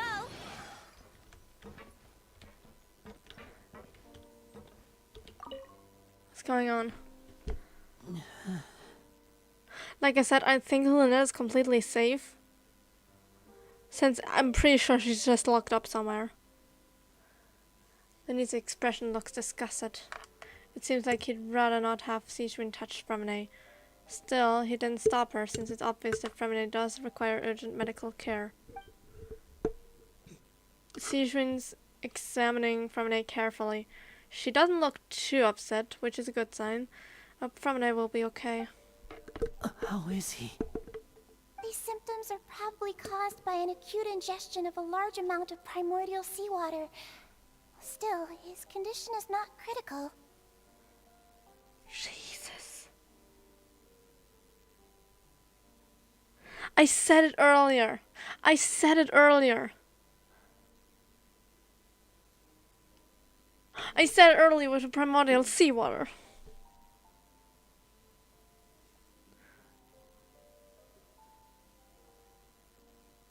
But he's still he still has his body, so that's a good thing. It was diluted. Of course, it would be best if he stayed for further observation. But let's leave him here for now and move him to the infirmary once he's recovered a bit more. Sorry. I am aware that the infirmary may not be your favorite place in the world at the moment. We do only have a single clinic in the fortress, however. Why would he ingest a large amount of primordial seawater after leaving the fortress?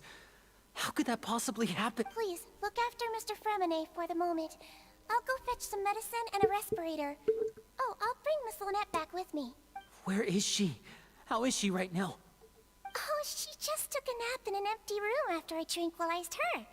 If my calculations are correct, she should also be waking up right around now. You might not believe me, but His Grace and I actually made some snacks and tea for her. What is going on? Still, I'm pissed because, especially, tranquilizer is one thing, but like I said, he locked Fremine out like that. Jesus. Then he has finally begun to stop tensing the muscles in his face. It seems I trust what Sijuan just said.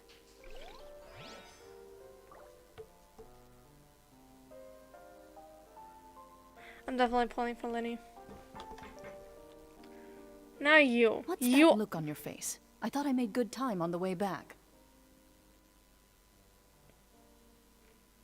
You owe us an explanation. What the fuck's going on? Oh, I'm just admiring your punctuality. Had you arrived just a few minutes later, Sijuan may have been forced to shoot Mr. Linny again. How's the situation out there? The water has changed. It's pretty much as expected. The concentration of primordial seawater has increased significantly.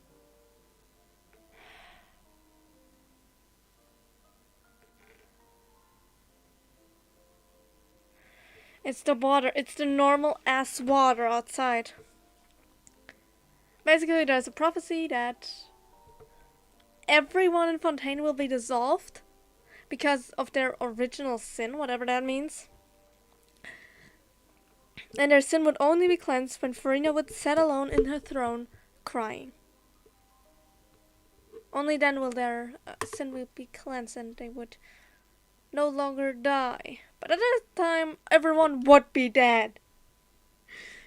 And yeah, the seawater will rise and devour all. Guess we find out how. The concentration of primordial seawater will rise. I was only out there a short time, so it wasn't too bad.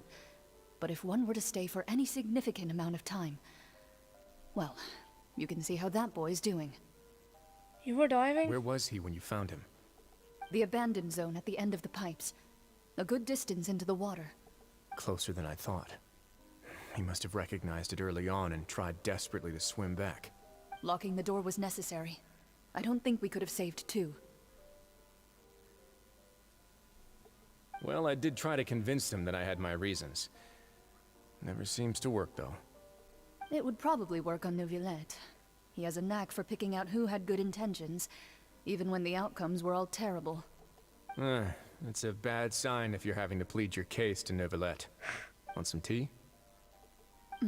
Not particularly. If you want to drink some that badly, just say so. Fine, I'd like to get some tea. Want me to get you a cup too, since I've already made it?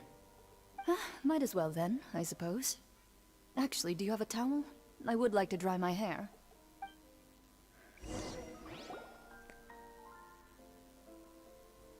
Linny, are you okay? I'll be fine. They're all here now. Don't worry about me. Where's Lynette? Are you sure? You don't look all right. My hands and feet are still a bit weak, but that's probably just the residual effects of the tranquilizer shot. I'm back, everyone. Lynette's back. Okay, we're all back together. They're all safe, probably. Lenny! Oh, Traveler, Paimon, you're here too. Remine? Is he... He'll be fine. But for now, please help me lift him up.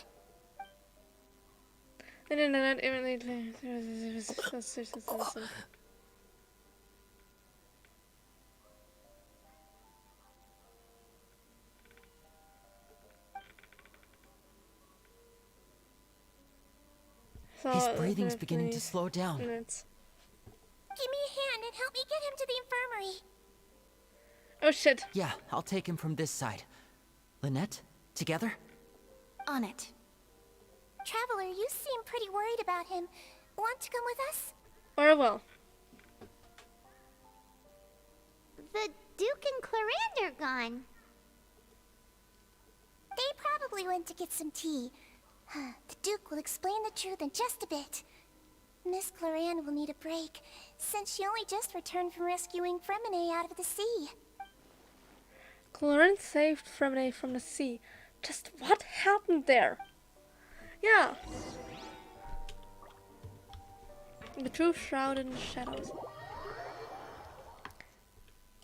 This entire thing is pissing me off.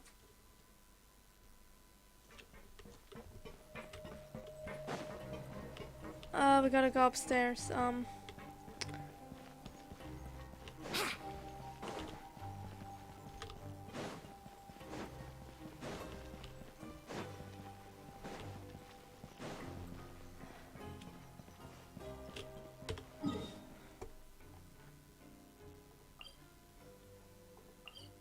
There.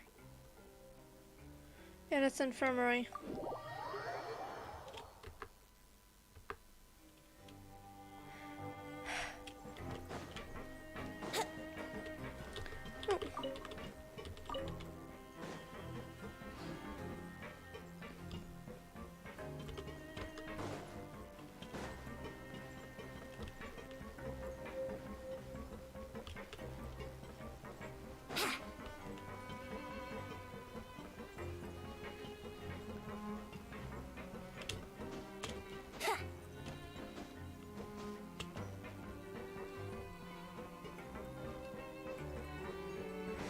Alright. What is going on? I need an explanation. What the hell?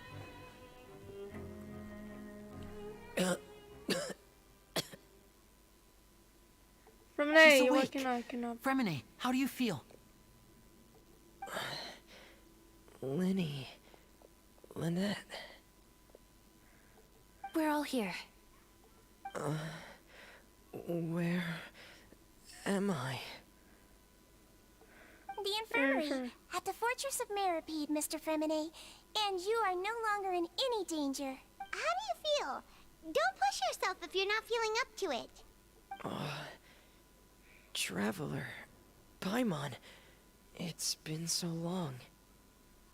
Yeah, our last interaction was a long time ago. Still in Act 1. The sea. There's something wrong with the seawater. Calm down. It's okay. We can talk about it after you've recovered. No, listen to me. This is really serious. There's primordial seawater mixed into the regular seawater. I don't know why it's there, but no one should touch it. What happened after you snuck into the pipes? Right, the pipes. It's all coming back to me now.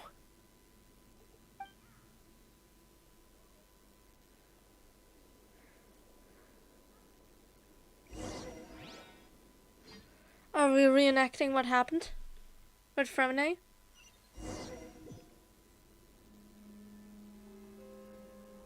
Yeah, we are, it appears. It's got real pretty eyes. I'm in. Seems like this pipe hasn't been used in a long time. It looks abandoned.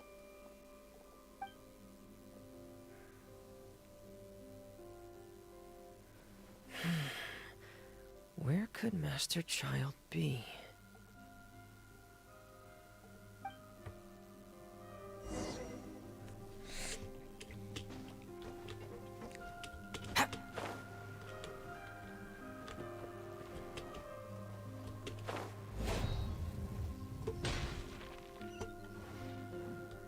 Over there.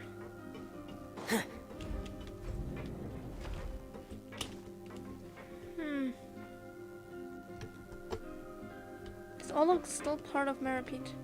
Huh. This mechanism looks like it's been tampered with. Could he have done it? Or else going to this. Yeah.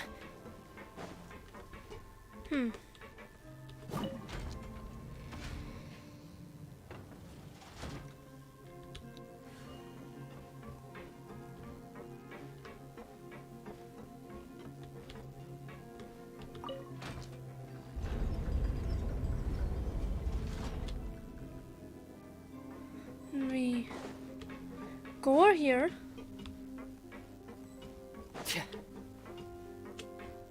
In here. Or not there.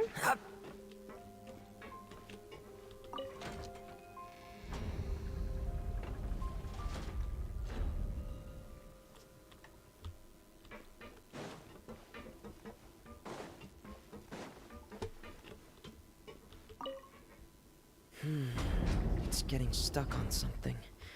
Seems like I'll have to avoid those obstacles while I turn it.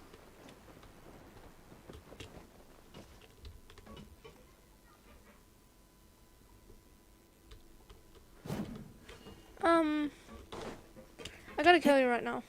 I'm sorry. Okay.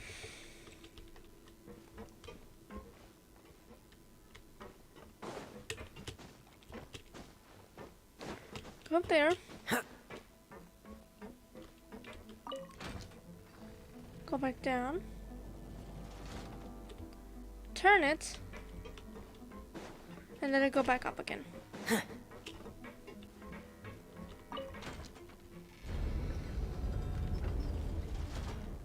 Okay.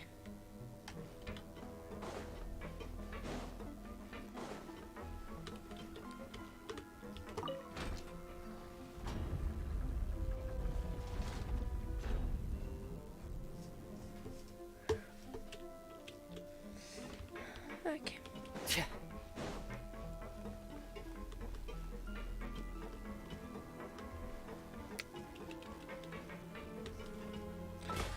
I'm going to do this real quick. I don't think I'm going later. No.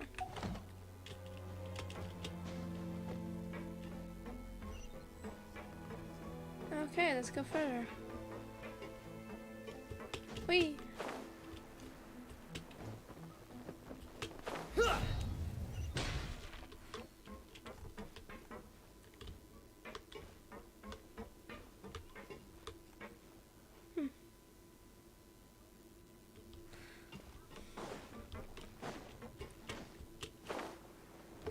What is there? This is where the water starts. Okay. Master Child probably dived into the water. I'll go take a look as well.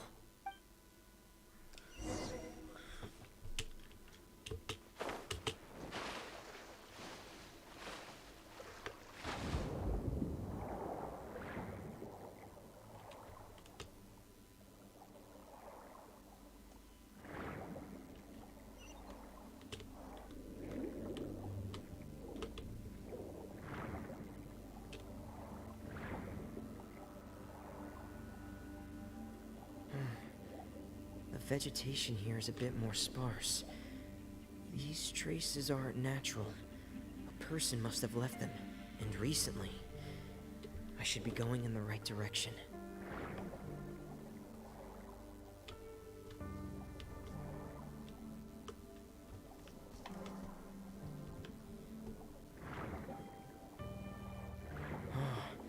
There are traces here too. I need to keep going.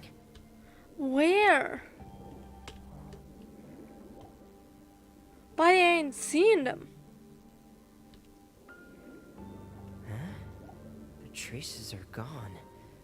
But I don't see where he could have gone from here. Wait. What the... My heart is racing, and it's getting harder and harder to breathe.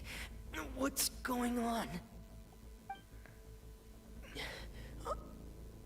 No good. I have to get back. They still don't know anything about what's going on. If I turn back right now, I should still be able to make it. But you didn't. No. Quick, quick, quick, quick, quick.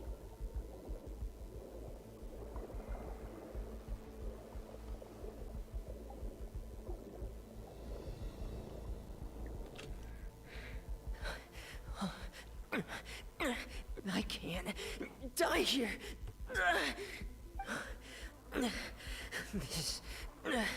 This is bad.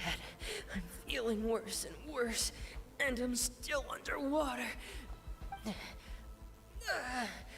I have to push on. Shit. If Chlorine wasn't there at that moment, he would have been dead. Probably his concentration probably was this high. A little while longer and he would have dissolved. Well, we have trophies, Fontaine. In other words, the trail you were following vanished, and you had no idea where Master Child could have gone. But there was also no obvious place for him to have disappeared to. That's right. I tried my best to swim back, but I had already put some distance between myself and the fortress, and I just couldn't find the strength to keep going. I probably passed out some time after that, and you know the rest. Miss Clarande brought you back, but we also don't know why she just suddenly appeared at the fortress, or why she went out to save you. Miss Clarande, you say? I must go thank her in person. You're She still said too she weak, alive. Fremine. You can go after you've had some more rest. Miss Lynette is right. I believe Miss Clarande will stay here as a guest for another few days, so there's no need to hurry. But we need an guest. explanation. Then I can assume Risley was the one who invited her to come down here? You should ask His Grace about that. He'll be able to explain better than me. Got it, I'll talk to him. Yeah, it's about time he actually told us what's going on. Wanna come with us, Liddy? I'm not sure if he wants to. I think he wants to spend time with Lenny No, and the please net go on and without me. Fremine. I don't want to leave just yet. Lenny. The logical part of my brain is aware that we're safe right now, but I still can't bring myself to leave. Both of you are just in danger. Understood. Then let's just sit together for a while. In that case, I'll leave the infirmary to you. The Traveler and I are going to head out for now. As long as you stay in here, I don't think you'll be disturbed. Thank you.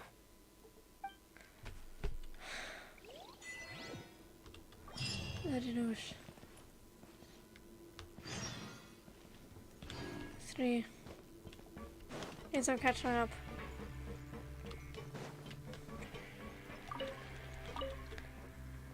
Jesus. Yeah, I would really like a proper explanation, Mr. Duke.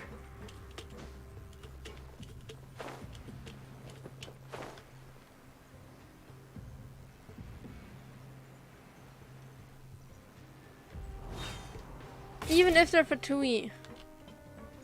And even if they're trying to find out your secret, you still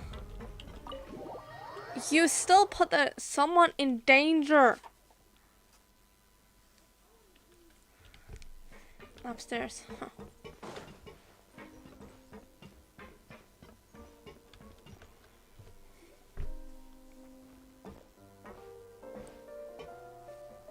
Excuse me. I take it Mr. Fremine's condition has stabilized?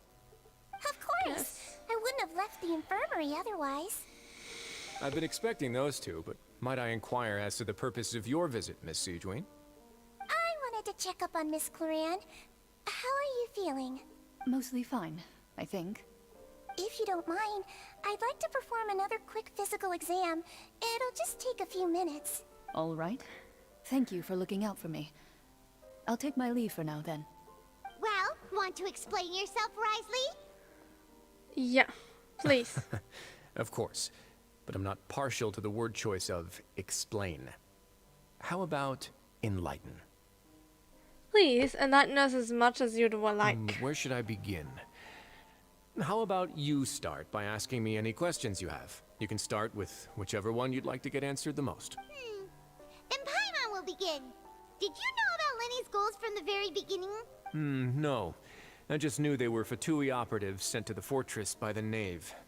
As for their specific goals, I only figured those out as you made progress on your investigation. You managed to monitor and stay ahead of them even though you didn't know what they were trying to do? They came here with ulterior motives. I'm quite adept at discerning what that kind of behavior signals. Why didn't Initially, you stop I them? thought their goal was just to investigate Child's disappearance. Which was Many mine. suggested that I had deliberately let him escape, but in truth, I didn't really do anything special to help or hinder him while he was here. Everything he did, from finding helpers to leaving this place, he did on his own. Of course, it's inevitable that the Knave would make a big deal out of her fellow Harbinger's unexplained disappearance. No, not I'm really. also quite curious about where that Harbinger went. So I figured I might as well let the Fatui do their own investigative work. All I care about is the answer. So you were hoping Lenny's group would just do your work for you. You make it sound like that's a bad thing. Unfortunately, things didn't go as planned. I assume that Fremine has told you already, the ratio of primordial seawater around the fortress of Meripede is on the rise.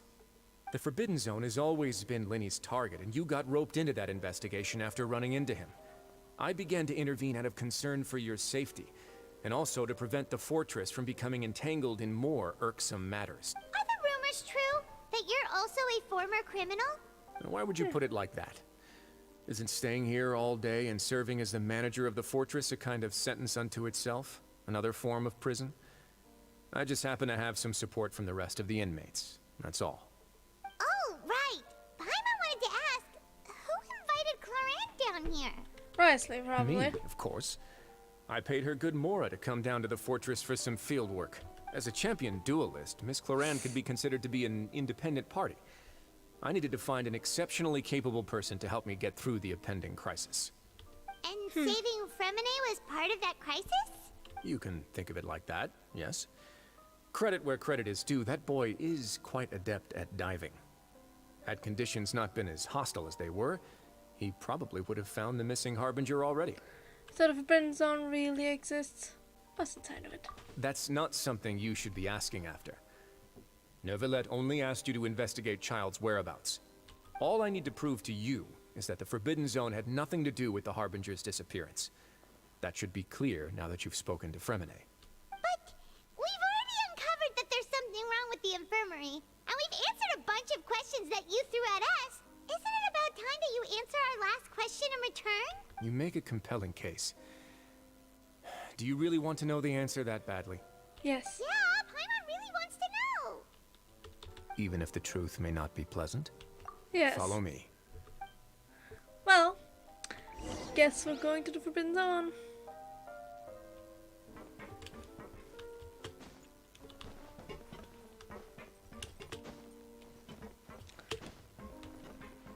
It's down here? Well, that would have been difficult to get to.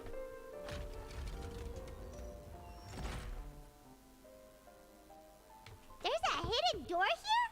And a whole basement behind it? Huh. You're pretty good at hiding stuff, Risley. It seems you've forgotten just what kind of place the Fortress of Meripede is. Oh, my chat is not working.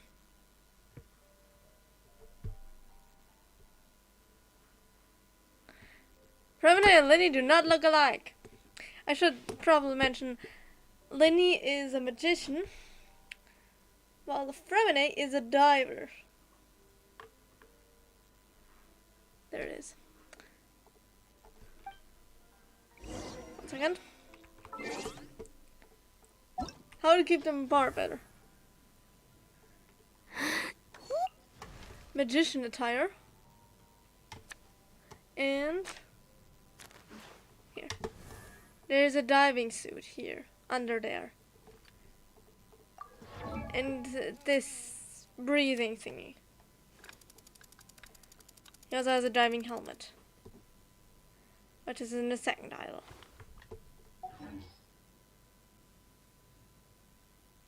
If he ever does it.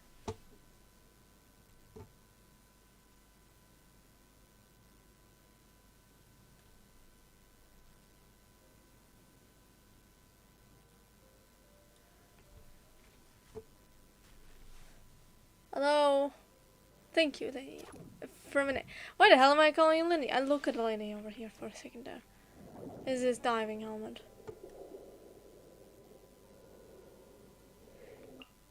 Nami is also blonde, by the way.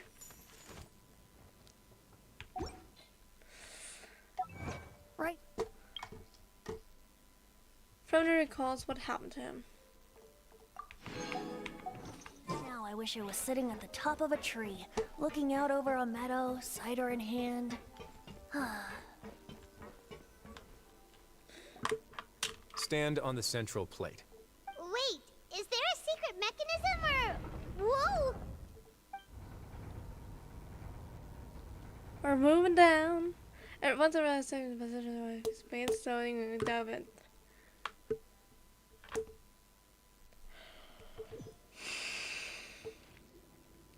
So, this is the Forbidden Zone? Honestly, for a place so well hidden, Paimon sure doesn't see anything special. And that is... What a huge door! There are 3 such isolation gates in total. Generally speaking, I'm the only one who's allowed to go inside. Hence the name Forbidden Zone. Am I correct to assume you're going to run on back and tell your little Fatui friends everything? Well, Paimon wasn't thinking of keeping anything from them. Well, I'd advise you wait until you've seen the whole truth of this place for yourself before deciding whether or not to tell them. Okay. At least it didn't say no.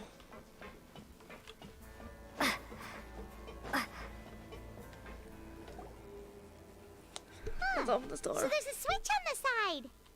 Stand back.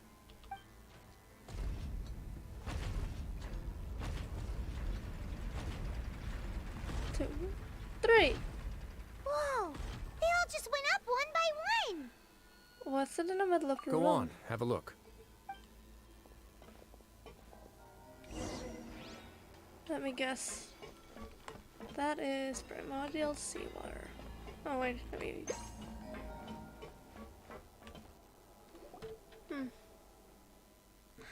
This room is really empty with nothing in here, which is quite strange on its own.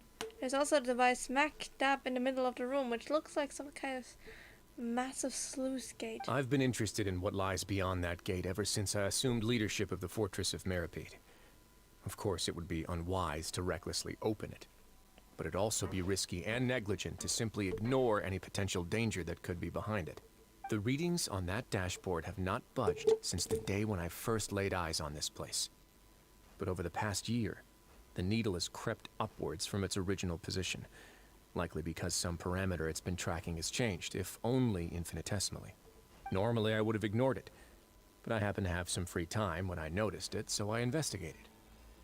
Any guesses what the reading could be tracking? The water pressure? Very reasonable guesses.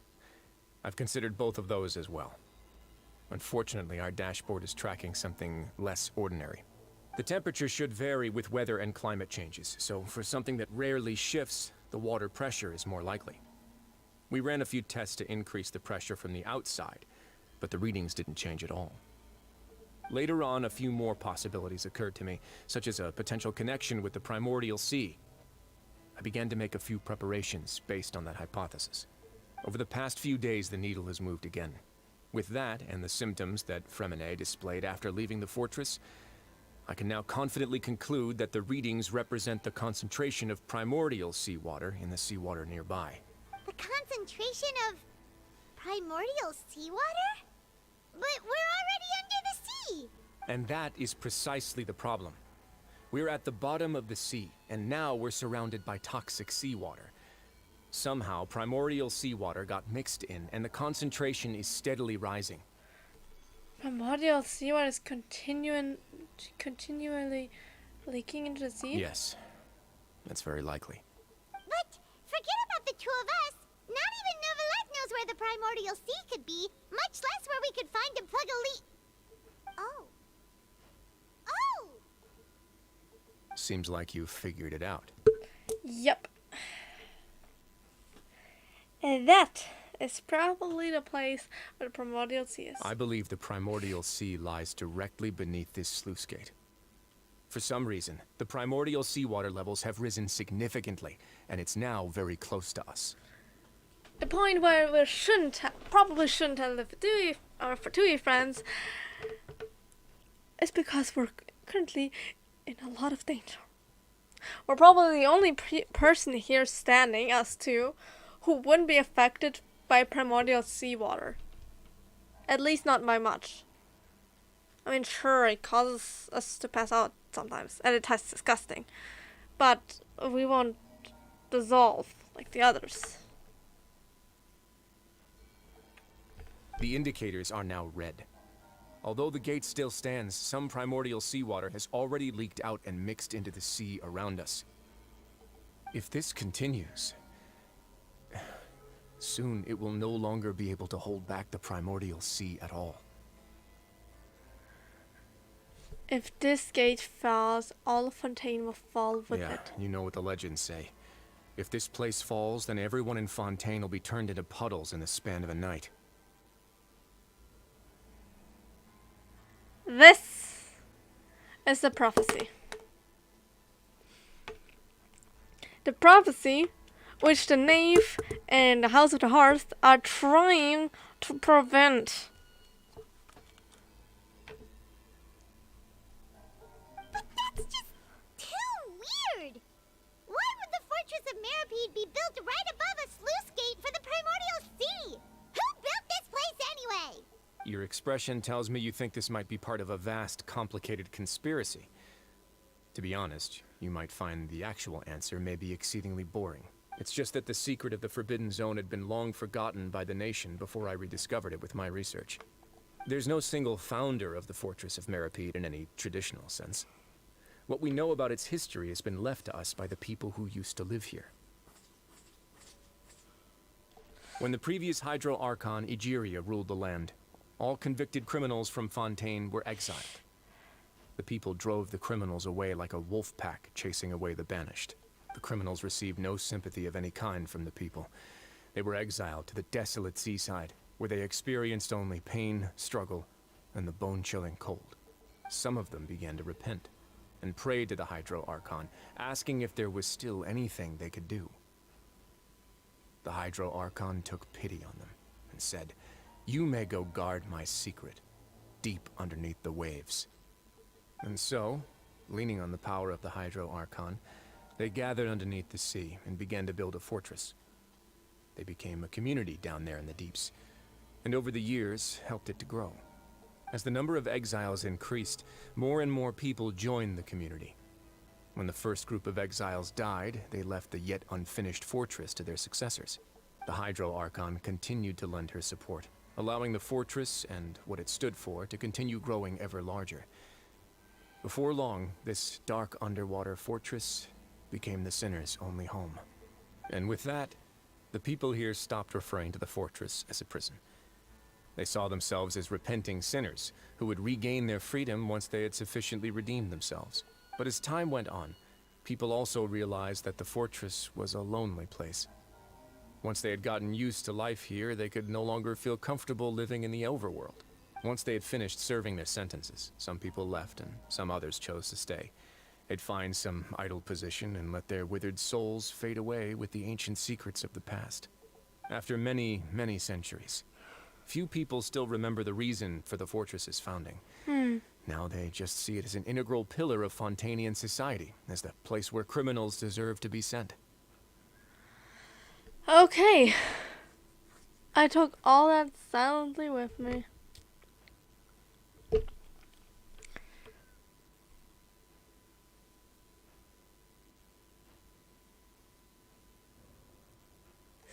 waters will rise and take everyone with them.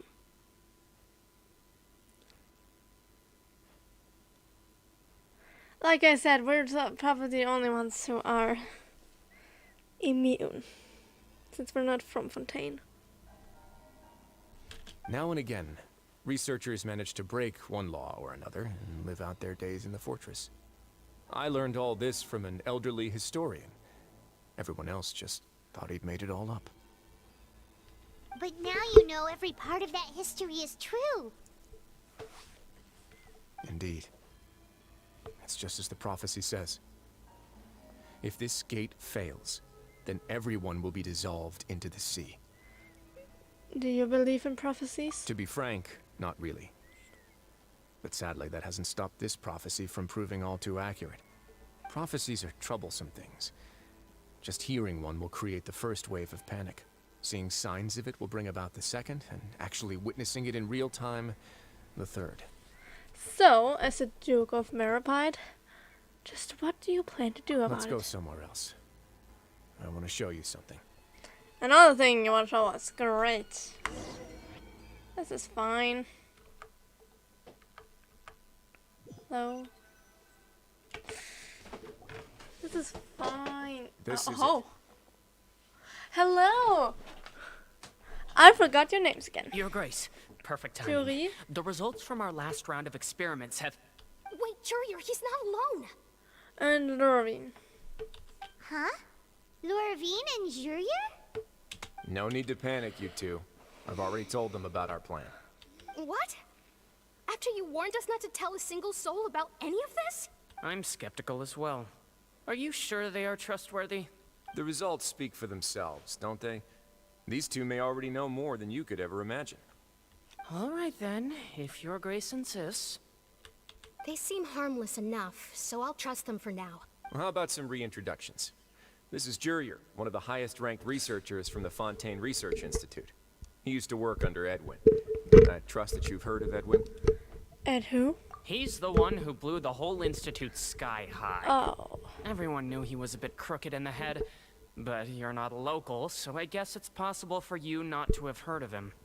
Edwin's main areas of research were archaeum and gravimeters. As his assistant, Jurier is quite familiar with them as well. I hired him to be my technical consultant. Okay. You want to blow up the fortress of Meripede? Where are you getting that idea from? What a lovely idea. I'm already imagining it in my head. Gotta admit, I'm tempted as well. Guys, focus! Focus! That taskmaster over there is Miss Lorvine, and is also one of my technical consultants. While Jurier used to be Edwin's assistant, she used to be Jurier's assistant. Huh? Ooh, are they together? Was that really necessary? See, everyone keeps asking this question. Are you too sure you're not a couple and just using your work as a convenient cover? Your Grace, I am not in a relationship with this man. If I dated her, I'd officially be madder than Edwin. Jeez, forget I said anything then. Follow me. Okay. Whoa, there's another door that goes right up. Your constant amazement makes it seem like the fortress can do anything. But Paimon really thinks everything's super cool. Is this just a normal room? Well, let's spice it up a bit. And here you go.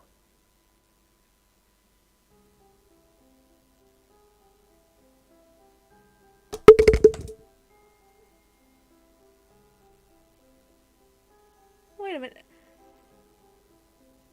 Is that just like an Ark style thing? What? Is that just a giant ship for the people of Fontaine?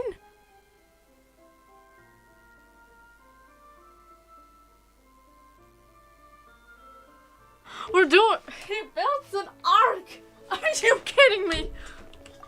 What a huge ship? Navi would be in love with this ship. The Spina de Rosula is, after all, built of the ship.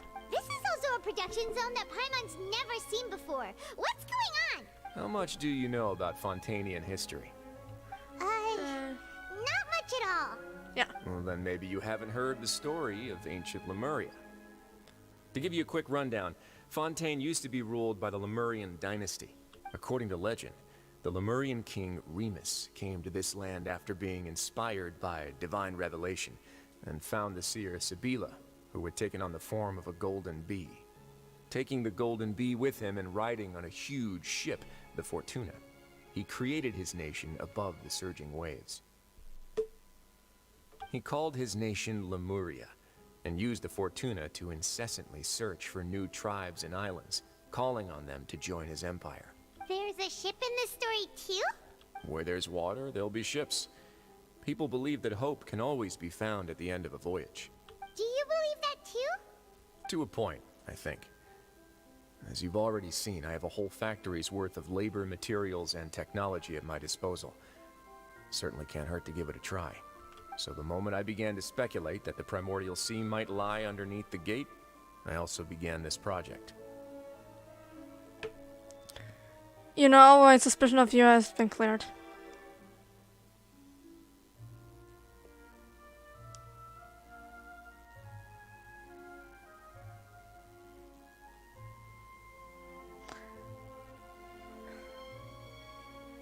Alright, have fun.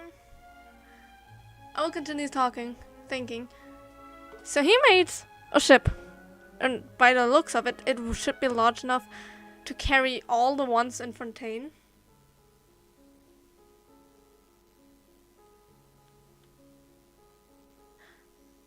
That's why you wanted to talk to the knave, isn't it? Because her goal is to save Fontaine too. So you could work together. Were you inspired by the legendary Fortuna? Maybe. Fontainians need something to hold on to cope with the impending disaster. This is a plan for the ages. Can't you share your plan with everyone? Were the workers to find out the truth behind this ship, riots would destroy the fortress faster than any catastrophe. As the fortress's administrator, I'd never make such a reckless call. Alright, that's enough talking for now. I'll need another 3 cups of tea to soothe my throat. Do you have any other questions? Seems like you're good. Come on, I'll take you back. We didn't even get to ask questions. He was like, no you don't.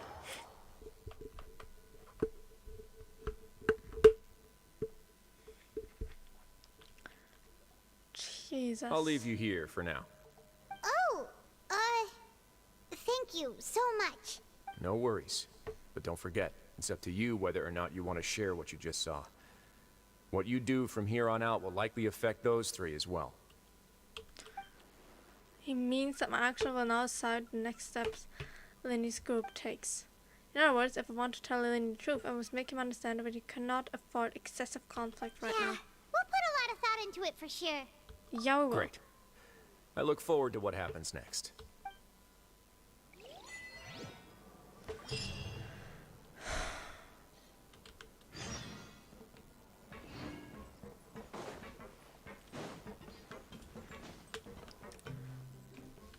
We don't have enough for which we do. I think I'm going for not, yeah. Didn't get anything. So why the fuck did I look like for a second I had 1 there? Let's play. Whoops.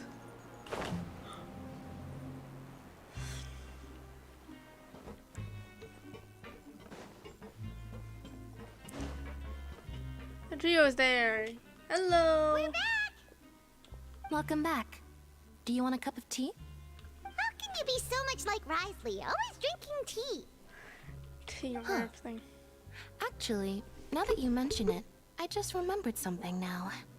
While I was sedated, I could still barely hear 2 people talking next to me.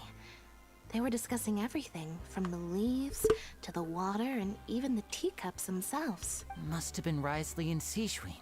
Yeah, I heard one male voice and one female, so it should have been the two of them. They really were just talking about brewing tea. I really can't make sense of this place. So, Traveler, Paimon, were you able to learn anything from Risley? So how do I explain this? He's building a giant ark. And, the secret hiding in Meripede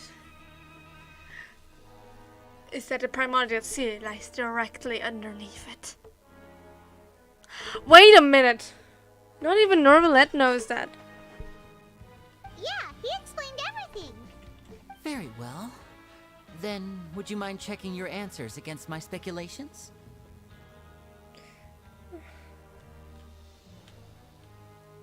Yeah, I took the time to rest, so I'm feeling a lot more relaxed now.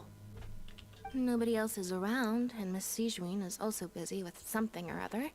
So let's just talk here.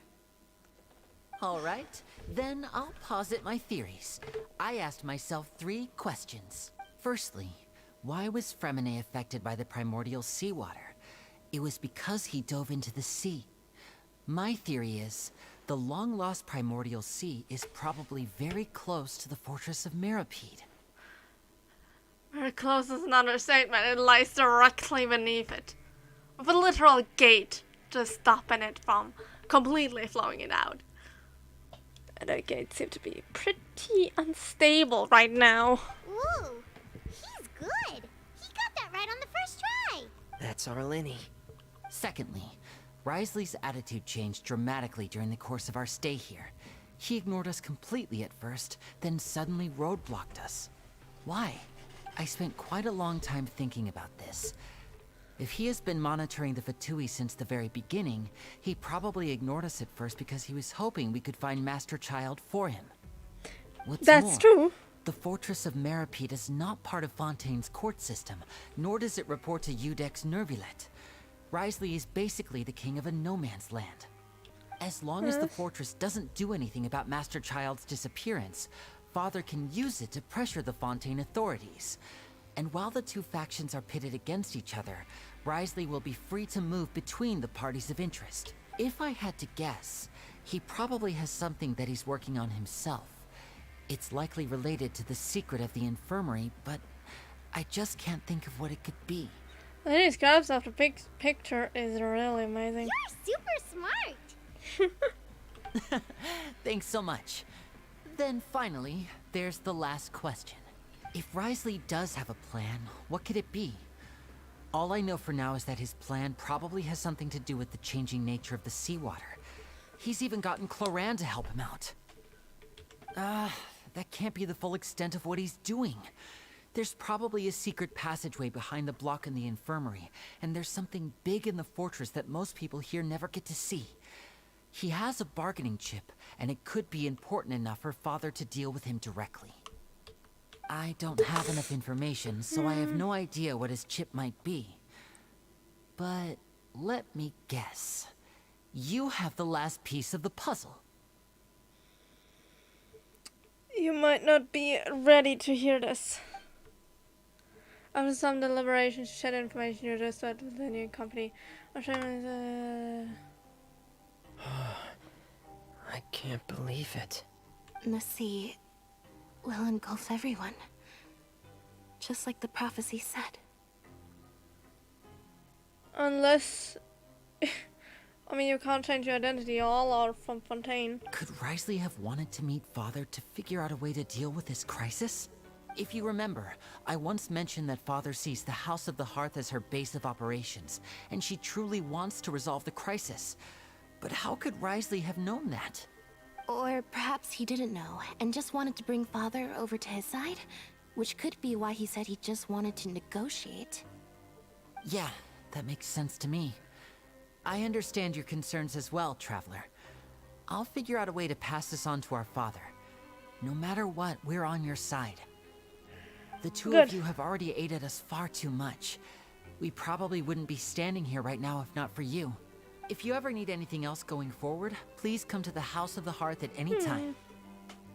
Though you may not share the sentiment, after all that we've gone through together, the three of us basically see you as family now. You have my gratitude. Thank you for protecting Linny when it really mattered. And thank you for sharing the secrets of the fortress with us. We didn't think you were going to do it. Why are you being so formal all of a sudden? Don't mention it. What was that? Paimon's hungry. Oh, you've done so much already. Go get some food. Alright, then we'll catch you guys another time. Please don't tell me something will happen once I leave.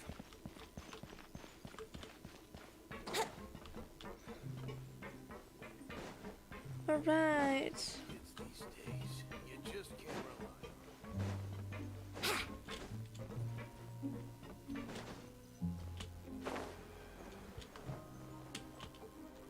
Whoops.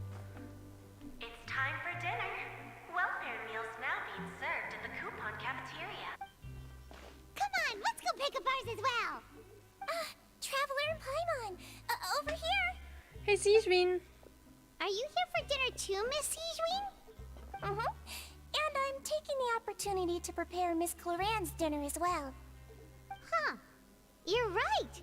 She's actually sitting in the fortress cafeteria. What would you like to eat? We can choose? Yep, you can. I've already talked to our chef, Mr. Wolsey. It's all on me today, so you can get whatever you'd like.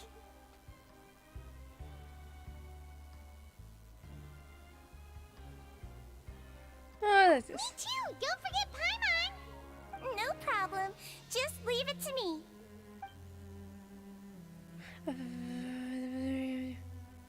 Oh, it's flowers.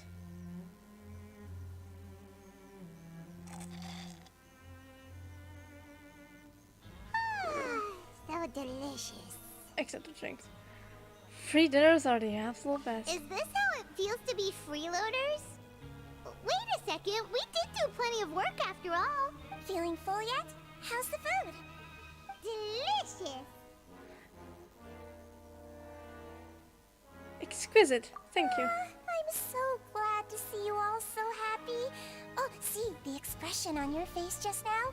The muscle here just moved, which suggests that you're feeling quite relaxed at the moment.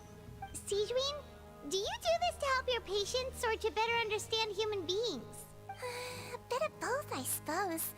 I'm a Melazine, which means I'm very different from human beings. I must know what you're thinking if I want to take good care of you. You're really good at taking care of people. Even though you're so short, you still talk and act like an older sister. Really? You're reminded of an older sister? That's great to hear. Oh, and what did you mean back in Risley's office? When you said that you were protecting Linny and his siblings as well? Oh, that. I just asked His Grace to look out for those children, especially that diver boy. I was getting a bit worried after hearing that something was wrong with the water. Thankfully, Cloran is very strong and managed to save him in the nick of time. His Grace also sealed the pipes after Cloran left, to make sure that Linny wouldn't impulsively chase after his brother. Oh! They're like, nope. Although the path was blocked, we still stationed some guards there to stop anyone from approaching. They were instructed to only open the door once Miss Cloran had returned. Oh, and I was keeping an eye on Mr. Linny as well. We had to press him, but we couldn't allow him to be in any real danger. You were all super considerate and really thought everything through. It's just what we do down here at the fortress. At least this has been His Grace's style for as long as he's been the leader. Oh, I really wish Monsieur Nervula would come down here more often too. I feel like he'd like it here, with all the darkness and chaos. But that doesn't make sense at all. It's hard to imagine a Nolan out of his office. Get a good night's rest, you two. You both worked very hard. Yippee.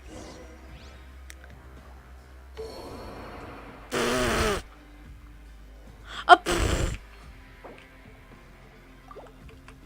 But it just literally died. Huh. Hey, Claren, can we talk to you? Claren! Ah, it's you two. How's dinner? It's all right. Miss Sijwin really put in a lot of effort. So we heard that Risley invited you to come down to help, and you saved Fremine too. You sure work super fast. Oh, it was child's play. Still, Paimon didn't know even champion duelists could take on side jobs. Oh, and why aren't you... Miss Sijwin was with you. And the Duke has business of his own. Actually, didn't Navia say that you went out for dinner with her as well? Yeah. First time in a long time. Aww. First time in a long time?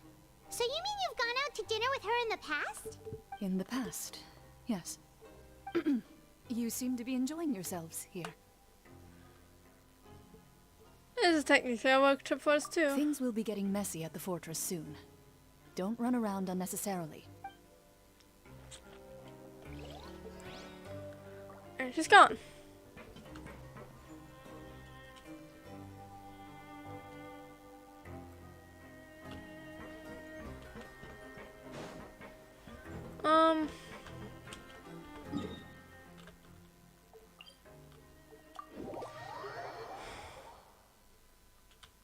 Yeah.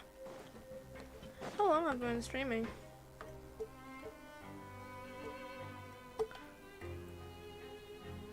Three hours. After this, we'll still have to play Act 5. The final act of Fontaine. From what I heard, it's really good. Let's see. So much has happened. Paimon just feels absolutely exhausted now that she's finally relaxed. Paimon's super sleepy. Are you sleepy too? Yeah, I'm also getting there.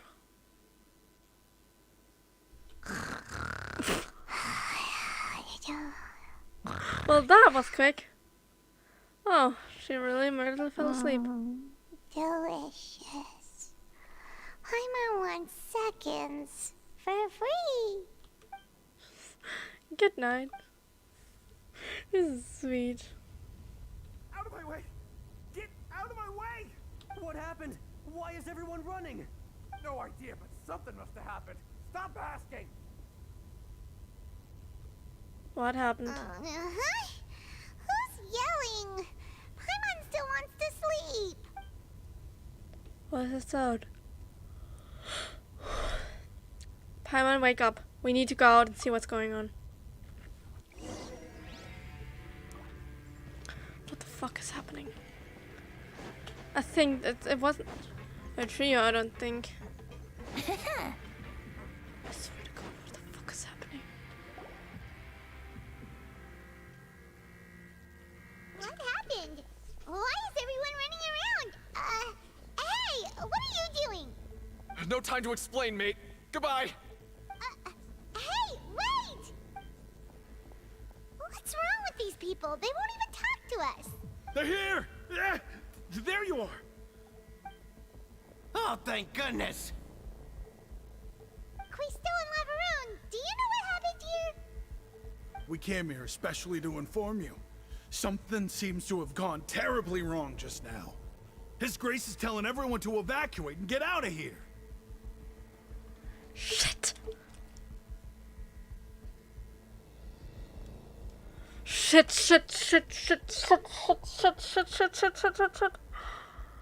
Let me guess. The hatch is becoming incredibly unstable or even is beginning to open. Laveroon was saying you two are new here and you don't have many friends, so you might slip through the cracks.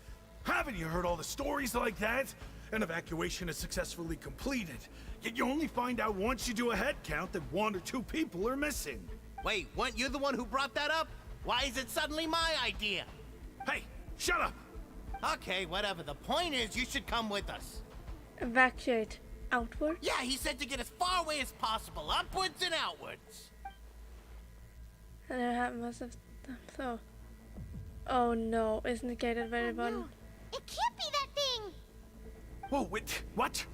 What? Hey, where are you going? We have to go by the Duke! You two just go and get out! Go on without us! Shit. Hey, hey! Be careful! We will be. You two are actually nice. Please evacuate upwards and outwards, upwards and outwards. If you're already at the topmost layer, then try to move as far outwards as possible. Where is the door? Attention, please evacuate upwards and outwards, upwards and outwards. If you're already at the topmost layer, then try to move as far outwards as possible. Shit. Shit. Damn, I love being able to swear. Down.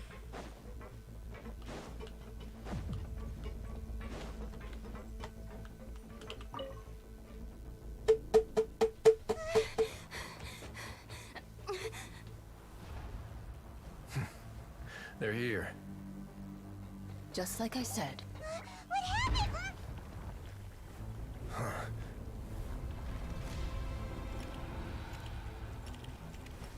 You're just in time. But be ready to run.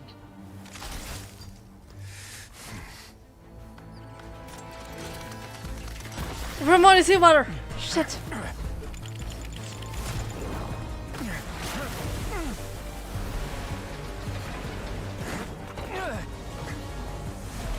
A single drop will kill him.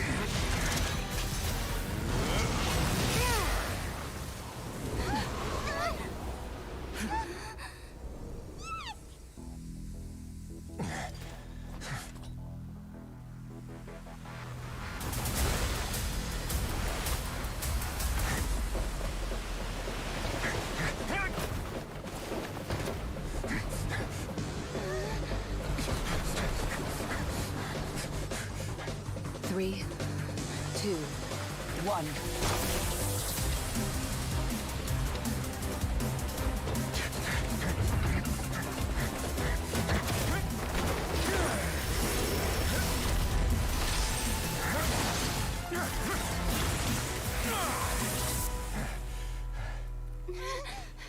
This won't hold it for long. Find Neuvillette. Tell him the defenses are about to collapse. Then what will happen to you? Until he arrives, we're the last line of defense.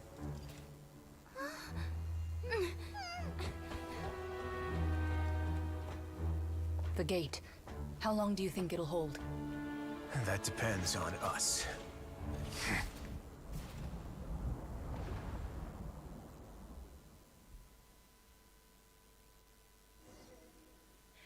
Shit. Oh shit. All of Fontaine's faith is currently lying on you. Neuvillette? Why are you here? Traveler, I need you to head to the Opera House immediately. Farina will soon be meeting with the knave there. You must protect Farina and make sure she doesn't spend too much time alone with her. Okay, you can explain everything else to me later. Will do. You have my sincerest gratitude. Did we just go? Was it literally like, okay, you go to the opera house, you go down there? Jesus.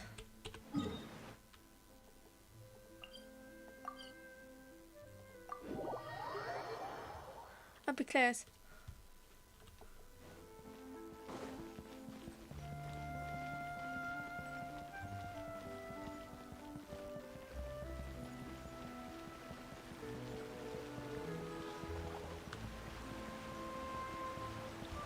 Oh, there's Fatui.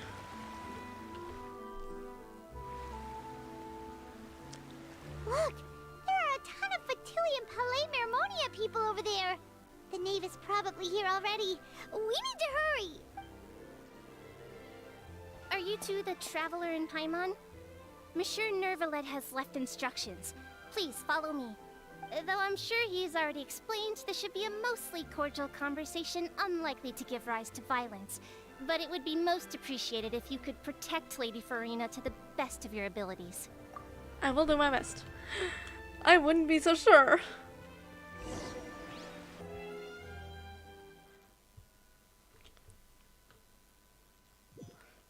I wouldn't be so sure.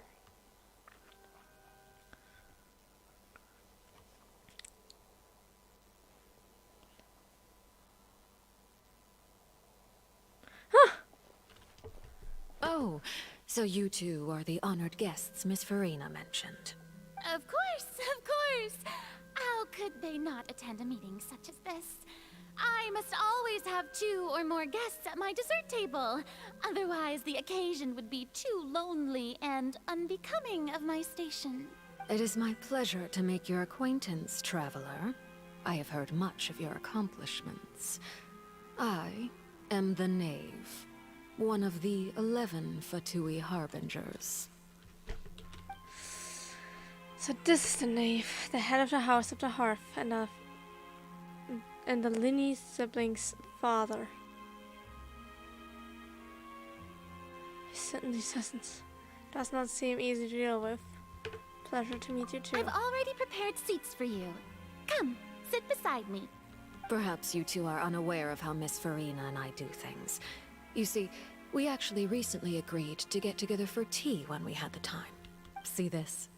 This is a limited type of confectionery that Miss Farina simply adores. There are only 16 slices sold every day. Here, why don't you and Paimon have a taste? It's been said why there's only 16 slices. And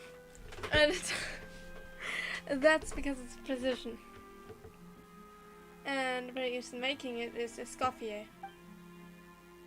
She seems startled enough, but I can't tell all there is to her. The Knave is a force to be reckoned with. I should be very careful. Traveler, what do you think of this cake? It's quite tasty. I think Paimon agrees That's good to hear. So what Child said was on the mark after all. You do share a taste in desserts with Farina and I.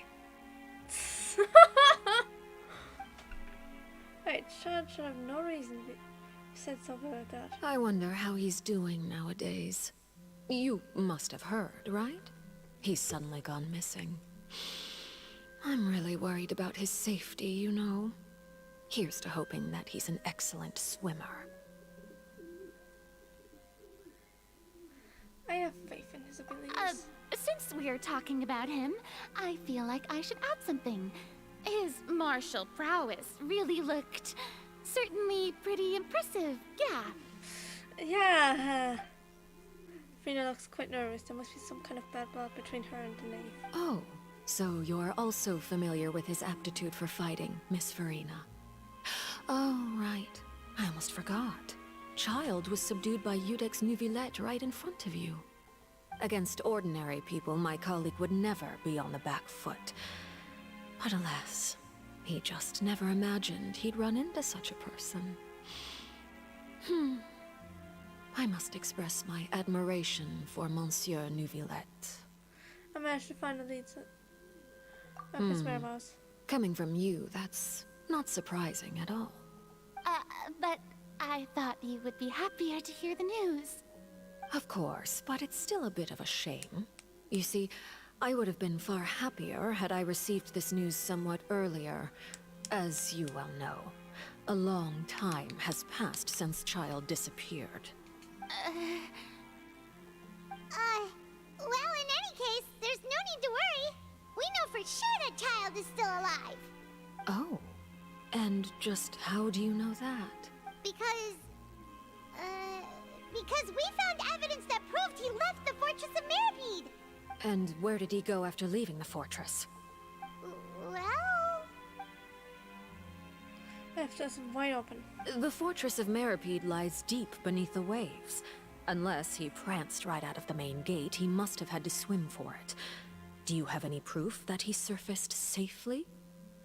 We do not. We have evidence. We actually have evidence that he's still alive. Because we still are in possession of his vision. If he was dead, that vision would have gone dark. Or grayish more. That is the proof. We know that it's what happened. Because that's what happened with Tomo, which is a fan-made name for Kazuo's best friend. When he died, his vision... Yeah. The piece was still there, but it was like... There was no elemental symbol on it. But there was also no evidence that he's been injured or killed. That is good news at least. His sister Tonya sent a letter to Fontaine not too long ago. Since he was unfortunately unavailable, I picked it up on his behalf. Do you have any idea how he usually writes back to his family? Dear Tonya, your letter made me feel like we were still enjoying our time in Snezhnaya together. I'm currently admiring the scenery on the streets in front of the opera house. Is it something like that? She's turning up the pressure. Not sure if I'll be able to convince her, but at least I could try to stick to Farina. That sounds good to me, yes. All letters tend to follow the same few formats anyway, right? As long as the contents are accurate, it doesn't matter so much how it's written or how it's worded. Hold on. The water in the teacup is shaking. I suppose this is also a sign of things to come, Miss Farina. Huh? I don't quite understand what you're trying to say. Have we entered into the next stage of the prophecy? She knows. Yes.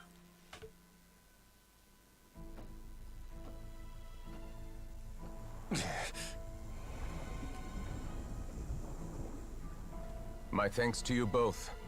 I will take it from here.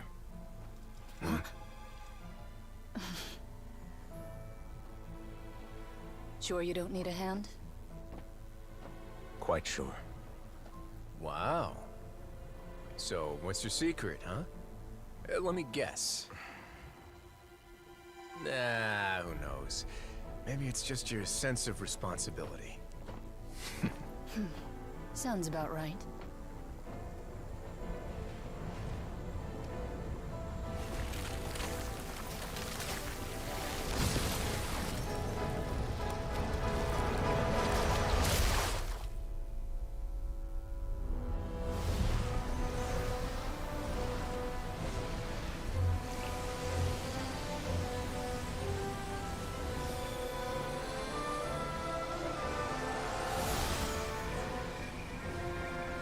He's literally like, The day no, may you're come not. when the prophecy is fulfilled, and the waters burst forth.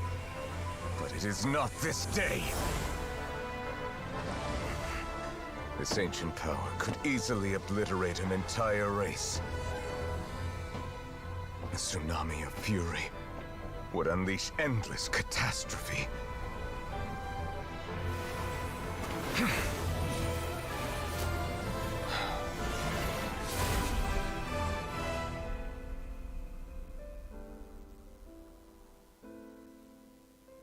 This sentence is too severe.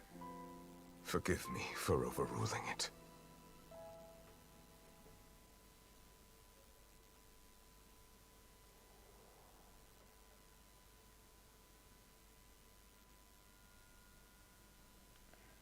He's like, no, you ain't destroying Fontaine today.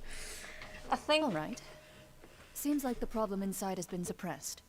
Let me guess. We're safe for now. Indeed. But only for now. I win this bet. You owe me a present. What bet did you make? Did you bet on him dying? Very well. It was indeed just as you said. You made a bet? We made a bet on the size of your entourage. Cloran thought you wouldn't come down by yourself. I figured you would have at least brought a few people along for appearance's sake. It appears I underestimated just how confidential the mission was. Shouldn't you have gotten used to confidential missions by now? That's just how the courts operate. So what gift must the loser give? Tea? He already has tons of tea in his office. I'm thinking about a set of legal codices. What is codices? Oh, there was one. Why is my chat not working again? Hey, my chat. Hello. You missed a bit. What time do I have? Oh, you were there when it happened. Okay, sorry. My live chat is bugging. Like, I was on my phone the entire time looking, but this is... I don't see it. I just didn't see it this entire time. That wouldn't happen to It be a wouldn't dig at my lack of legal appear. awareness, would it? Didn't appear. Well, I'm sure His Grace doesn't consider the fortress to be outside the law. I was under the impression the residents of a place like this would be uninterested in the legal codices. That was obviously a joke. Anyway, you've still got some unfinished business to attend to in the overworld, correct? No need to stay here if you have a pressing matter. We all know you can't leave Palais Mermonia for long. Thank you. I hope everything went smoothly with the Fatui Harbinger. I hope so too. Yeah.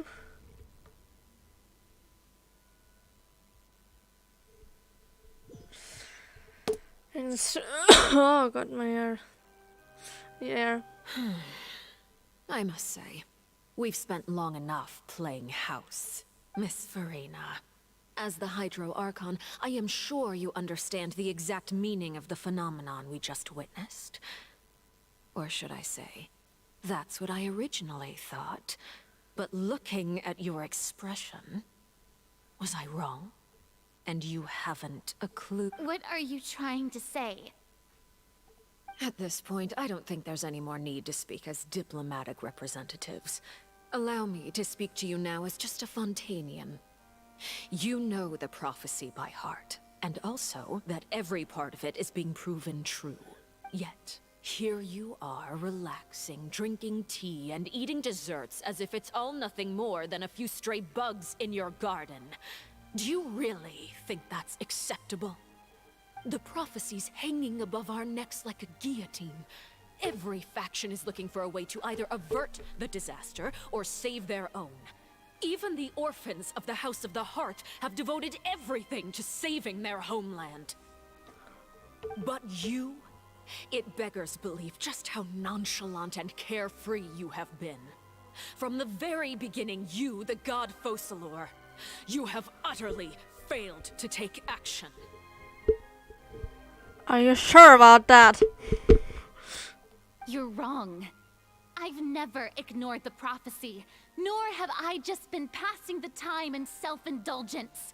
Retract your accusation and stop doubting the wisdom of the gods with such absurd conjectures. I am not alone in my doubts, you know. All the children of Fontaine may be harboring the exact same thoughts right now. Oh, great Hydro Archon. How are you going to save them? Save us? How are the people you've sworn to protect supposed to survive in a land that will soon disappear beneath the waves? I have my ways, and I've been working on them for all this time. Even if you look down upon me, you have no right to judge me. Fontaine will be saved. Even if I still cannot see the true future right now, as long as I continue on as I am, I will be able to hold my head up high. Freya's not acting like her usual self. She's actually seriously refuting the next accusation. She means what she says. She's not putting on. Then I ask you, Miss Farina, just what have you been working on? Where can we see it, and what is it doing to help? So was that all a lie, or can she really not tell us? She's so full of conviction and confidence just now, and now she's deflated like a popped balloon. My machinations are just like the prophecy itself. They will only reveal themselves at the fated time. It is just that beings like yourselves are unable to perceive them as of yet. I see. As a god, the proof of your labor always lies beyond prying mortal eyes. Allow me to be so bold as to ask another way. Would it be possible for you to tell us the parts of your plan that are not confidential? Such as your emergency response plan for the impending disaster? An emergency response plan? Oh, that look in your eyes. Have you not even prepared one of those? I mean, Risley prepared one. The emergency response plan is also strictly confidential. Then allow me to jog your memory. Miss Farina, what is the purpose of your Oratrice Mécanique d'Analyse Cardinal? And what do you plan to do with the massive amounts of indemnitium that has accumulated over the years? The Oratrice? It's just like it appears to be. So you also have no idea. If I'm not mistaken, someone's using it to prepare for something. But unfortunately, it would seem that someone is not you, Miss Farina. I first caught wind of this when Linny tried to investigate the Oratrice in the Opera House. You see, even just getting close to the core contaminated him with an extremely large amount of indemnitium. But even if that had nothing to do with you, then what could you possibly be working on, oh great Hydro Archon? Oh, right. I almost forgot. Udex Neuvillette is not at the tea party with us today. Miss Farina, I suppose you must have ordered him away to take care of some troublesome business. Yeah, yes, that's exactly right. Please keep it a secret for me. Of course I will. Although, I must say, Miss Farina, you seem quite insecure without the Udex by your side. Oh, very well. Let's stop that conversation here. There are still a few slices of cake left, so please, help yourselves, everyone.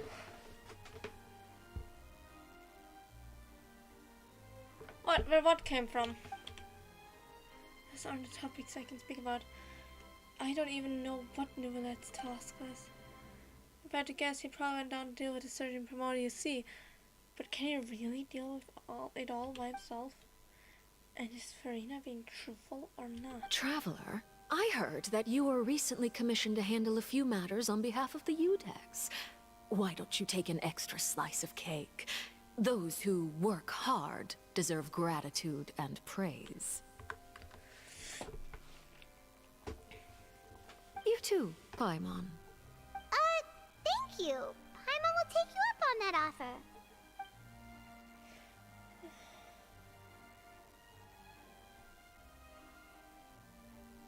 Oh, Paimon's super full. That cake was great.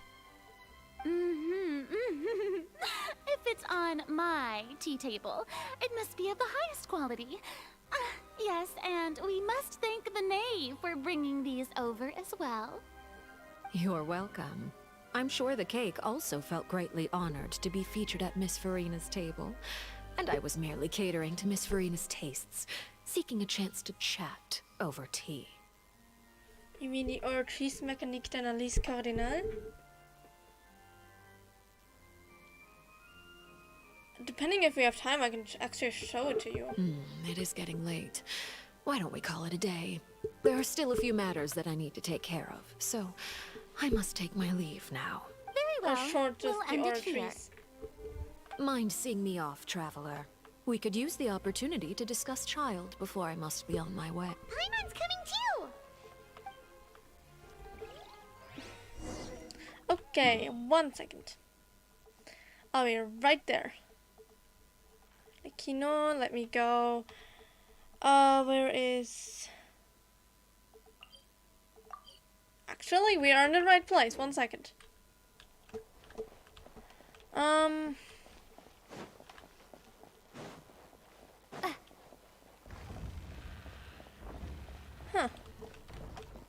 Oh, it's that door. Okay. Here it is.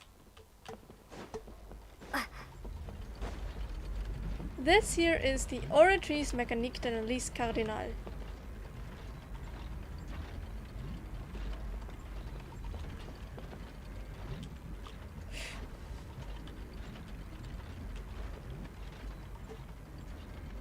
This is also where the so this opera house is quite funny because this is also where all the trials are held.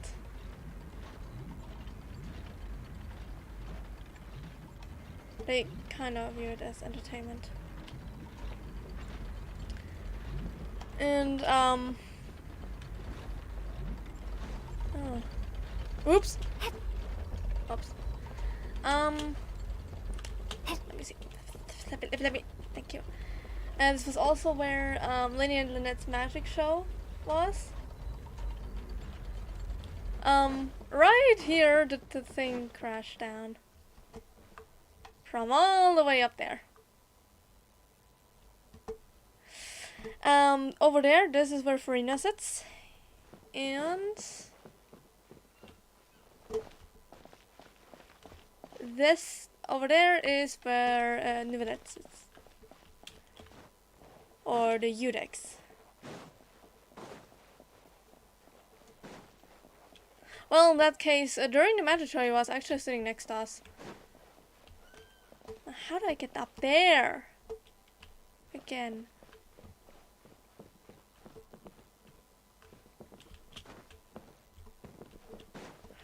Oh, I have an idea. I think I know where. Because there was a viewpoint.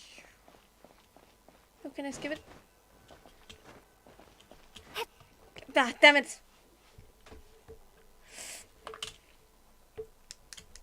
I'm glad that you were willing to come with me. Of course, Child was just an excuse.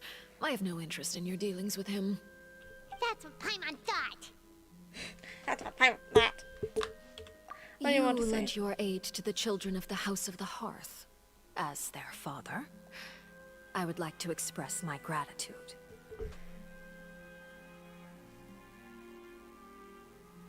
I didn't think that's what you want to talk about. Do I look like an irresponsible father to you? The House of the Hearth is very important to me. You should know that I care deeply about my children. Was there nothing else you wanted to say? That was all. Formal topics should be discussed in formal settings, and informal topics in informal settings. I know you just returned from the fortress of Meripede. Relax. I have no intention of trying to get anything out of you.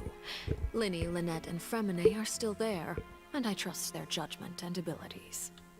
They've all been working very hard and have always done all they can to fight back against anyone who tried to stop them. Especially Linny. Yeah, Linny was... Yeah.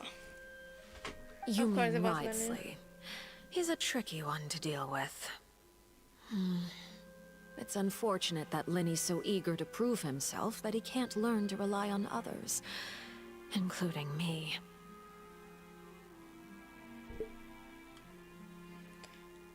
He does not rely on us. Because he thinks if he can do it, then no one could. By the way, and you can just consider this a bit of idle gossip, but what's your impression of Farina? You are outside of our disputes, and the freest person in all of Fontaine, able to move around most easily. Allow me to share my perspective with you. And that's everything that happened during the trial. Master Child was declared guilty and immediately transported to the fortress of Meripede. Didn't he say he was coming here on vacation? Does he not feel an ounce of shame for all the trouble he has caused? Forget it. He did give us an opportunity. I will be meeting someone shortly. Do you require help with any preparations? No need. I will take care of it myself. I need to meet with Farina, the Hydro Archon. She is at the heart of Fontaine. But what's fascinating about her is that she often seems more like a celebrity than a working Archon. Oh, come over here, you little critter, you! You dare to run from me? Stop right this instant! My goal is just to discover the location of the Gnosis. But I didn't expect the chance to approach Farina to be handed to me on a silver platter. This is so easy, it's actually making me a bit suspicious. Look at this. This is cool. Like, fun fact, her dark hands aren't gloves. Those are just her hands. She has gradient here. She has entire outfit looks incredible. Anything cool. left unguarded is usually just bait. But no one will blame someone for taking the bait. After all, from the moment it was attached to the hook, the bait is meant to be sacrificed. It's just as I guessed in the second before I struck. The Hydronosis is not currently held by the Archon. In fact, this Archon doesn't seem like a god at all. And I sense that she's under some kind of curse. I'm guessing she tried the same thing that Signora did with Venti, and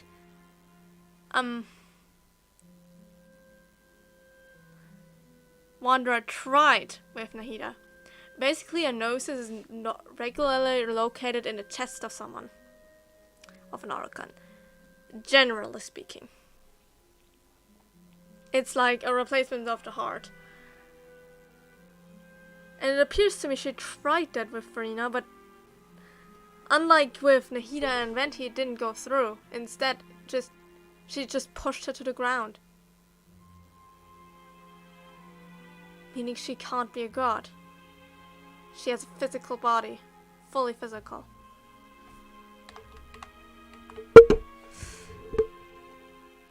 And indeed, she does not have the gnosis. Who are you? And what are you trying to do? Please don't kill me. I'm begging you, please. The fear in her pupils is genuine, so perhaps she's not bait after all. Either way, targeting her has lost all meaning. I left the scene with ease. Nobody came looking for me, and nobody could serve as a witness to my near assassination of Focalor. I suspect even Farina dares not mention this incident to anyone. Not long after, my informants confirmed what I had guessed. After returning to her quarters, Farina quietly cried alone. She was so scared that she could not sleep that night, nor could she even bring herself to eat her cake. There's no doubt that there's something wrong with her. I began to entertain the possibility that she is not the true Hydro Archon. Perhaps Iudex Neuvillette is actually the genuine article. I have to find the Gnosis. If the Neuvillette hypothesis is correct, he is probably in possession of it. Alternatively, it might have been hidden in a place that's hard for ordinary people to access. Neuvillette is not the Archon. That much I can tell you. He is not the Archon. He does, though, have another role. Instead of just the Iudex. Yes, Father. Interesting, they take off their hats to bow down. Yeah, this was when she ordered them to go to the fortress of Meropide to investigate if their noses is there. Please speak. News from the fortress of Meropide. Master Child has gone missing. On top of that, the contacts and guards we bribed at the fortress have all gone quiet as well. Probably the handiwork of that Ridesley. I'm afraid so. This is a good opportunity. The value of a Harbinger is much higher than most would imagine. We now have an excuse to exert diplomatic pressure on the Fontaine authorities. Set up a meeting for me. I would like to meet the Hydro Archon and Iudex Neuvillette. Oh, and I have an additional mission for you three. Yes, Father. Tartaglia's disappearance was not a part of my plan, but I can use it to make a breakthrough. With this as my excuse, I can ask for an official audience and continue my investigation of Farina and Iudex Neuvillette. In fact, I don't think I've mentioned it the entire Archon quest. I know what's up Okay. The initiative belongs to the House of the Hearth. My wish to investigate the fortress of Meripede will be a front. Lenny and his group will be responsible for the actual intelligence gathering.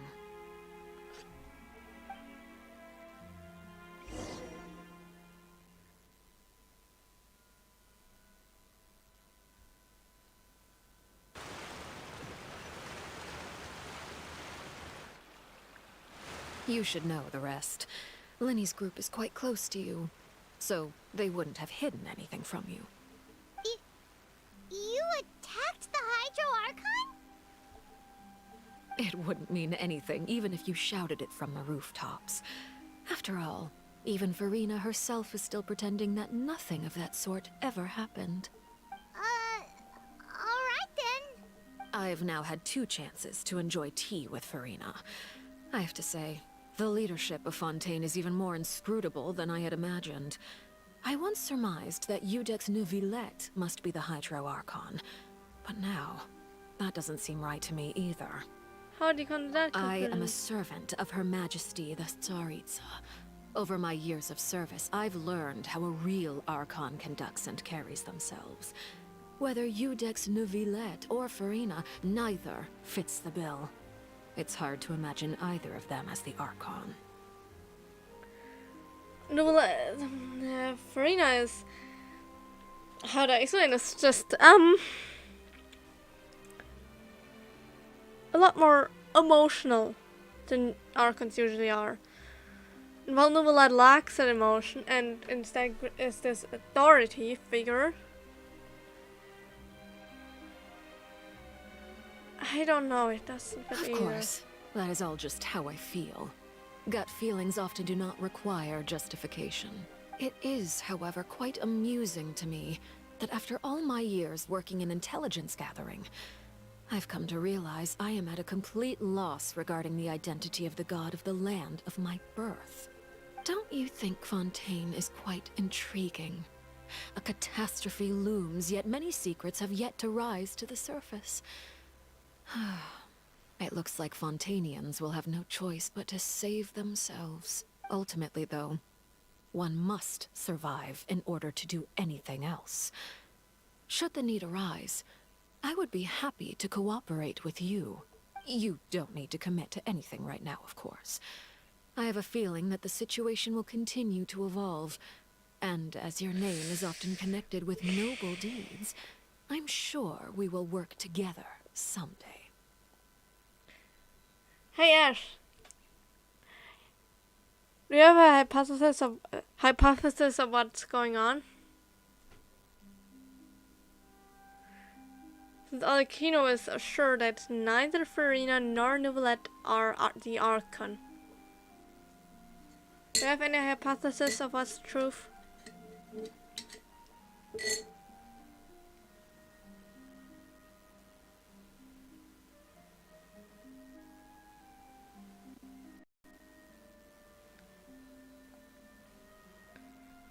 Neuvillette?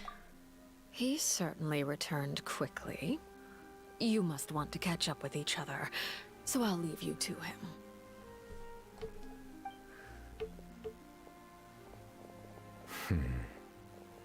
Neuvillette, is it over?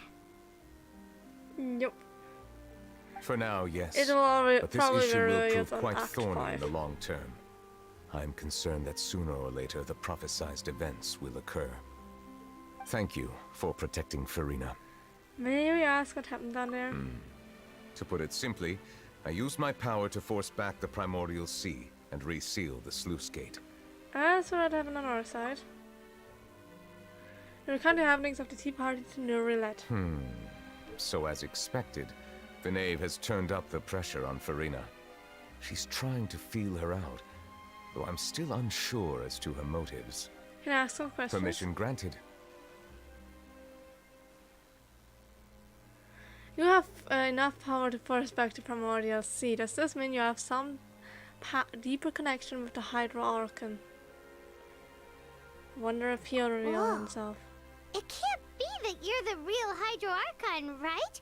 But that's just a speculation on our part, though. He isn't. You can't tell us? Then that's okay. We can talk about something else. We won't try to force you. You guys in Fontaine are super strange. If by the phrase, you guys, you are referring to Farina and I, then although I'm not sure just what you are trying to imply, I must clarify that I do not share her positions on a multitude of topics. What did you sense in the fortress of Meropide? I believe so. The fortress has a long and complex history. It has seen much grief and suffering. And now, another catastrophe will soon be upon us. I mourn this turn of events.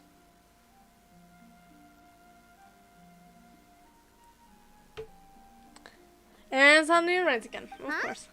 Why is it raining all of a sudden? Are we slowly piecing it together? The clear sky suddenly filled with dark clouds. The rain becomes heavier, the light rain soon growing to a downpour. Just moments before, Nouvellette just mentioned a sense of grief. Thinking back to the legend and what Fremne said, it's said that a dragon of water once resided in Fontaine. Every time it weeps, the skies will cloud up and pour out rain.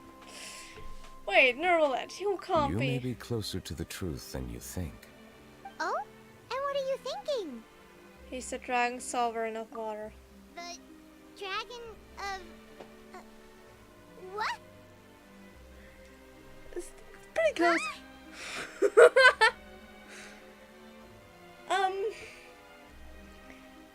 Now, Nouvellette is not...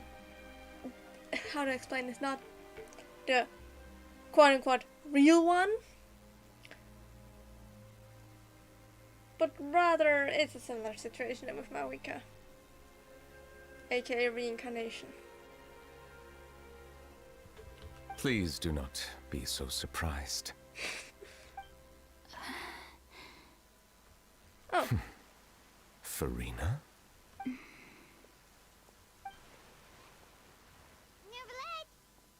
Nouvellette, are you listening? Hello! We're still here. My apologies. We were just guessing randomly. We didn't guess right, did we? You're not actually the dragon sovereign of water, right? Well, if you don't want to confirm or deny... You guessed correctly. I sincerely hope you'll be able to keep this a secret for me. Right, of course. We'll definitely help you keep it a secret. We're already keeping Venti's and Zhongli's identity a secret. There's still something Paimon wants to ask you, though. Please, go ahead. Well, if you are the dragon sovereign of water, and you were able to force back the primordial sea from the fortress, then since Fontaine's prophecy is all about seawater, couldn't you just use your power to solve the crisis? None of the currently living dragon sovereigns in the world, myself included, possess our full dragonhood. Yeah. I explained it actually earlier in stream with Albedo's history and how Fane stole the power of the dragons. Specifically the dragon sovereigns. He was like, yoink! I'm gonna take your power and give them to the people. They say that when the first usurper arrived on Tivat, they seized a part of the dragon's power. Today, that stolen power is the basis of the Archon's authorities. Damn, you just took the... You took the words out of my mouth. Or more, no, other way around. No. I just explained it, and he just tells us usurper. What a name. Also called the first who came, the primordial one, Fanes. There are 7 elemental archons and 7 matching dragon sovereigns. The dragon sovereign of water who lived through that era perished a long time ago. As their successor, I know far less of that part of our ancient history. In any case, I believe I will not be able to do much unless the Archon disappears and returns their elemental authority to me. Given the status quo, however, I would recommend finding another way to deal with the prophecy. Oh, So even you can't solve it. I still have some urgent matters to attend to at my office. If you have any more questions regarding ancient history, you are welcome to discuss them with me at a later time. Please go right ahead. There's a place that Paimon wants to go too. Traveler, why don't we pay another visit to the Fortress of Meropide? Paimon is a little worried. Sure. See you later, We'll see you Nerd. another time. Take care. Is this not a conclusion of Act 4? It is not.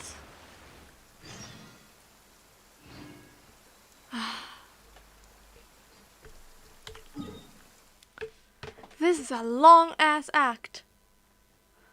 Okay.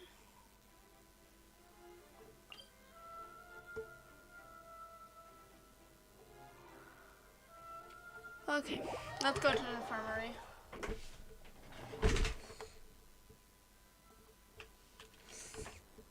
Oops.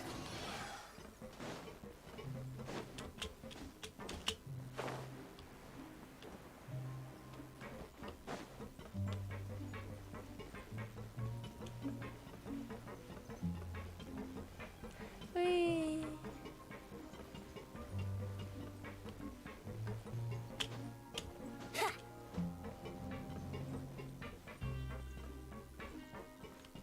I find just Sidrin here or nope, they're still all here. Hey, 3. Now guess, what suit will this next card be? A bare-teeth cat? Well, well, look who it is.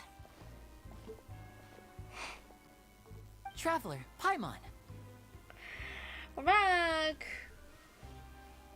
Question, didn't you even try to evacuate? Hello, everyone. Looks like you're recovering nicely from an A. Mm-hmm. Thanks to everyone's support.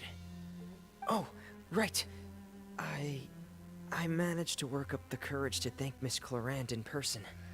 By the way, Feminine is very shy if you haven't noticed. Thank you. How did she react? She told me that it was nothing. It was as if saving a life wasn't a big deal to her at all. She also told me not to worry about it. She didn't want to stress you out, that's all. She's right, and it's best not to dwell on it. Yeah. Okay, but check this out. We went back to the Opera House and we met the knave. You met Father? Did she say anything to you? I bet She said a few things that were, a bit hard to understand. And also that she's looking forward to working with us in the future. It was a little surprising. Her attitude towards you is even better than what we'd imagined. That's fantastic. You should believe her. She has her own way of doing things, and she'll do everything in her power to help those she considers close, which now might also include you. Mm-hmm. Father is very capable, and also trustworthy. Oh, Paimon just remembered that she thought Linny was a bit too proud as well. She said that you should learn how to rely on others sometimes. Got it.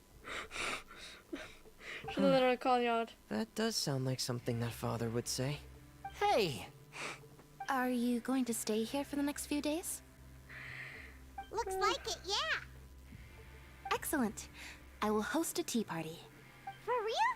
Then Paimon wants another serving of cake. Another implies that you were already served some delicious cake while you were up there. How lovely. Father gave it to Well, us. next time, you're going to have tea and snacks with us.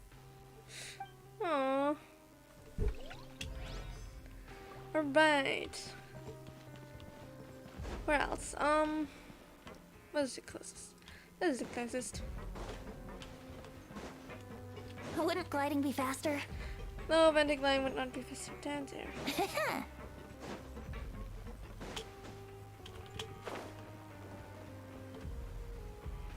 This is Sidrin, hi! Hey Sidrin! Sidrin! Traveler, Paimon, you're back! Are you still doing alright? Did either of you get hurt? Don't worry, we're both doing great. We're fine, but what about you guys? It was such a huge mess. How bad was it? A few people sustained superficial injuries, but that's about the extent of the damage. Monsieur Nervillette paid us a visit. It was all thanks to him that we managed to suppress the crisis for the time being. Honestly, if Nervillette wasn't here, then everyone would be dead. Of course. We must also thank you for the help you provided. How did Nervillette know that he was needed here? Well, Monsieur Nervillette has strong resonance with the hydro element. When the water level rises, he can feel the waves produced. I ran into the bombshell bros while bandaging the injuries of the wounded. They were mumbling the whole time about how you just ran down without a word. I'm so relieved to see that you're both all right. If you're not too pressed for time, please stay with us a few more days. Just let me know if you get a craving for any particular dish, so I can have Mr. Walsey get your meals prepared. Oh, and please feel free to visit the infirmary for a break at any time. I'd like to take the opportunity to spend some more time observing your facial muscles as well. Your happy smiles are quite contagious, you know. They're so memorable, and I've missed them immensely while you were gone. Oh, that's sweet. Alright, we're not going in there yet. Perhaps Chlorant. Wait, that's a bombshell.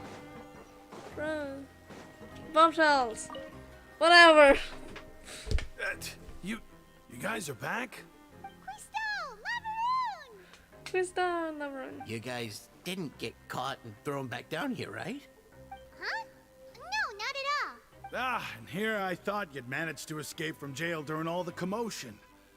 I'd held you up as legendary jailbreakers, but now you're telling me you just never left? No, we did. We're sorry, but we just had some business to take care of. All right. There's no need to get caught up in the details. We're just relieved to see you. He was super worried about you, you know. Hey, it wasn't just me. Weren't you super worried as well? Something like that, yeah. I like them. At first I was like, I don't think I'll like you, but the more we spent time, the more I like. I was also transferred to work in the kitchen a few days ago. I can still hear Quisto mumbling to the carrots. Are those two all right? Do you think they made it out alive? Aww. Whenever he'd say that, I'd tell him I'm sure they're fine. Wherever they are, they're kicking back with drinks in hand, enjoying the lovely scenery. Hey, there's nothing wrong with worrying about your prison pals. Is there? I mean, considering how they always love listening to all my gossip. These two. They sure are a lot warmer and friendlier than when Paimon first met them.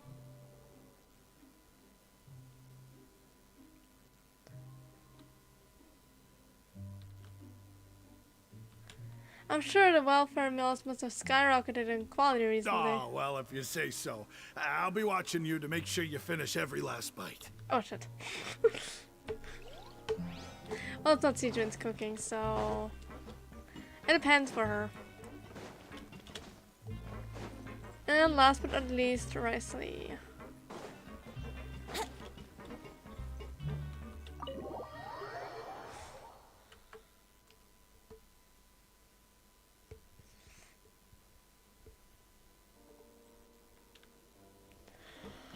Oh, done.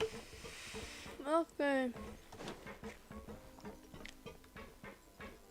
Oh, never mind. It's Julia and Loreen. But I didn't forget their names again. Miss Sijween told me you still haven't eaten. Yeah, I was working on something, so I forgot. That's no excuse for... Huh? What's you two? Loreen, we're back! Hi. Hello there. It's been quite the mess here recently. How have you been? We're fine, thanks. And you? Are you still taking the secret passageway from the infirmary to work on the ship? Yep. That is still top secret, though. So don't say a word to anyone. It can be a bit annoying when there are lots of people in the infirmary, but I still prefer taking that route over the one from the Duke's office. I mean, the infirmary does make it easier for you to slack off. Oh, yeah? Then why are you also here so much? You two really are just using your jobs as a cover for your relationship, aren't you? Not at all!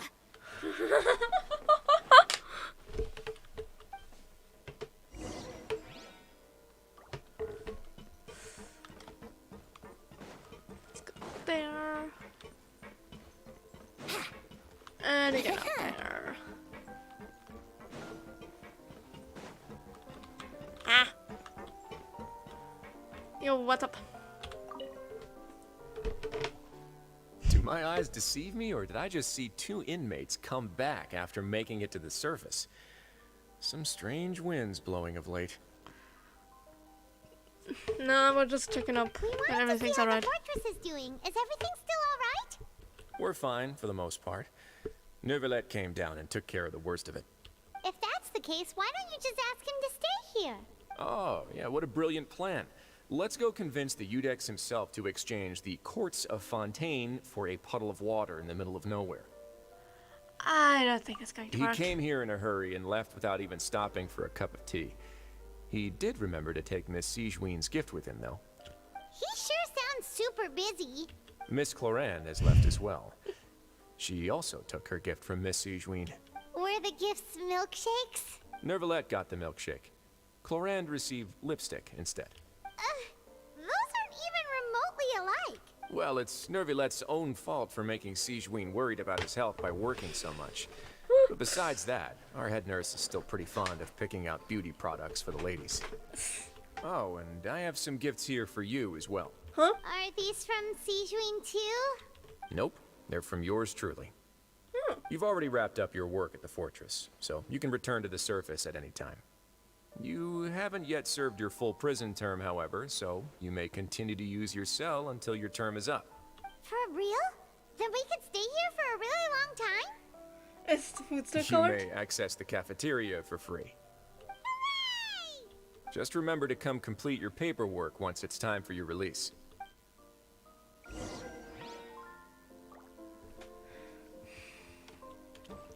Whee! Return to the dormitories. You know, after this act ends, I am going offline.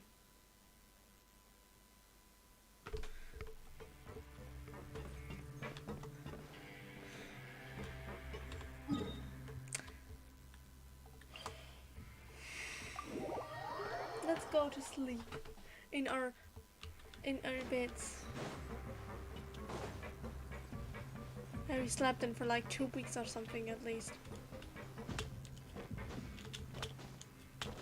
Wait, oh shit, I don't know. I might have to stay up earlier depending on something. Because I have a distinct feeling we might get another fucking child vision setback.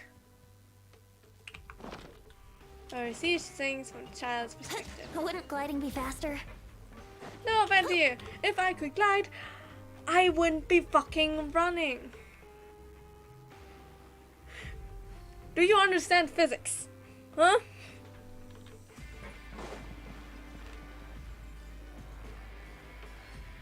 We're back in our cell again. We're no longer prisoners though, so it really doesn't feel the same. It feels like we've regained our freedom. Being free sure feels pretty special now. Time, is there something you'd like to say? Huh? How did you know? Because you just immediately fall asleep. Hey, that's not true! Alright. Okay, Paimon just wanted to say that we really are an amazing duo after all. It's like we've now gone to so many places together and become friends with so many people. We've never stopped traveling or stopped meeting new friends. There are so many bad things in the world, and we're just two people, but we've still been solving problems no matter where we go. Isn't that pretty cool? We're the best adventurers ever. You're counting Paimon today? Aren't you the only adventurer here? Being a guy counts too. Let's ask Catherine to give Paimon an adventurer handbook as well. Paimon will also be an adventurer from today forward. Just the thoughts making Paimon giddy. Paimon's gonna crash, so you sleep soon too. The last time we fell asleep here, we woke up to a whole mess outside our cell. The primordial seawater nearly rose up. That was so scary. I swear to God, if we're gonna have another be safe chat now, game. right? We'll be fine, so don't worry, Alright Paimon. then. Good night to you, traveler. Good night to you, Paimon.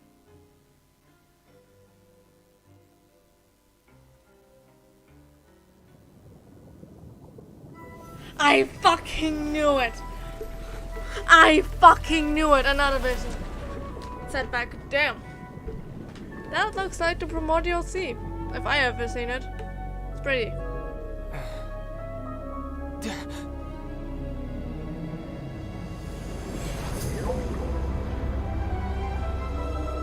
The whale image you've seen in the past.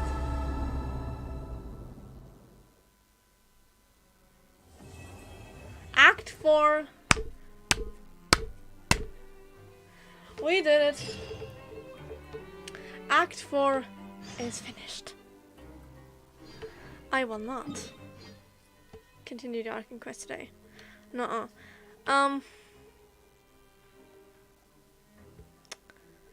Let me just go. Where's the Court of Fontaine? There's the Court of Fontaine.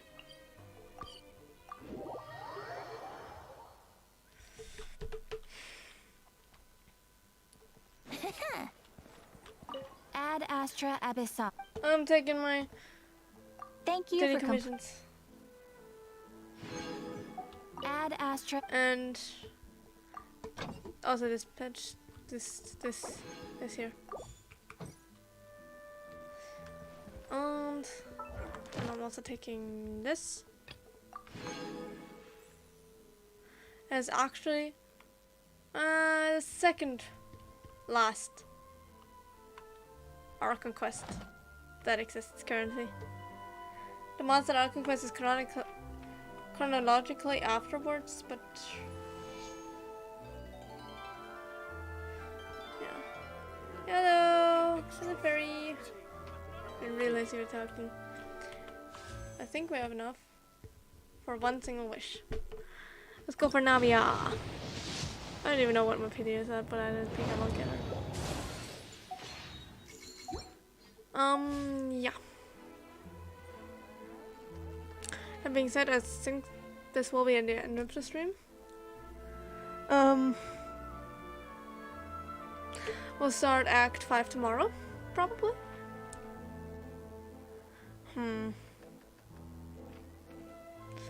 I don't know when I'll be back tomorrow.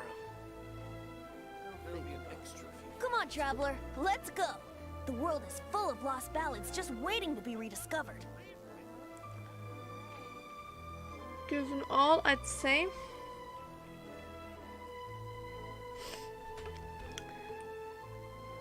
8 p.m. Middle Eastern time. I will try to be live there.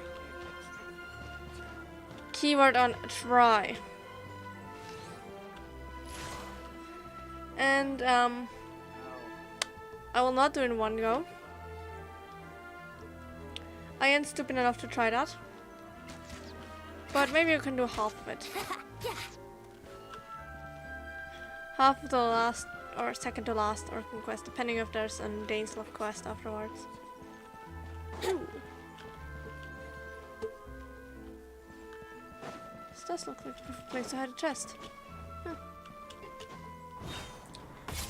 But there isn't one.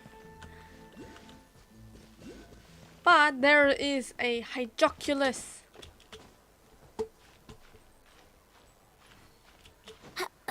I see a hydroculus over there. We're grabbing it. Actually, how many hydroculi do I have? 10. Holy. Huh?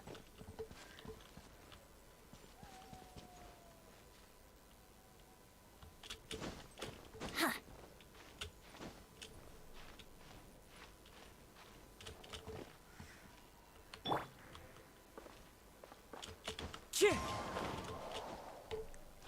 I'm taking that hydroculi.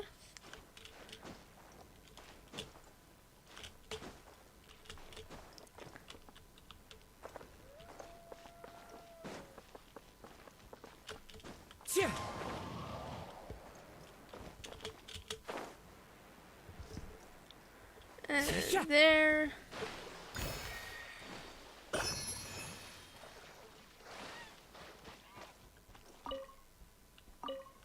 Taking your axe.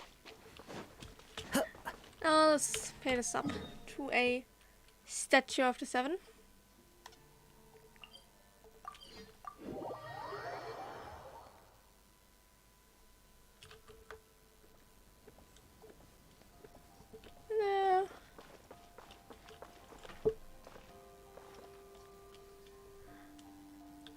You're from Meropede, aren't you?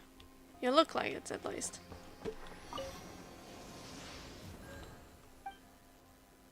Worship statue. Damn it! 1 second. We're already this close. We will get that last one.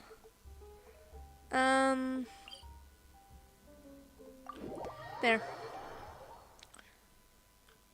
Behind the opera Epicles is another Hydroculus. Which I will grab. I have some Hydrosigils. A few. Not much.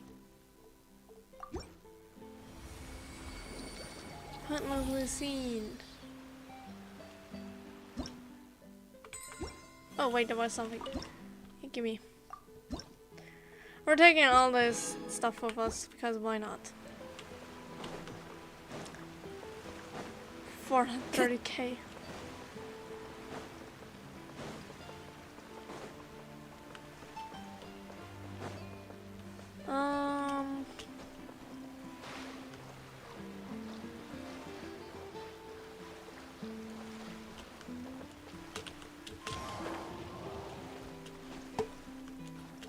Taking the normal route? No, why would I?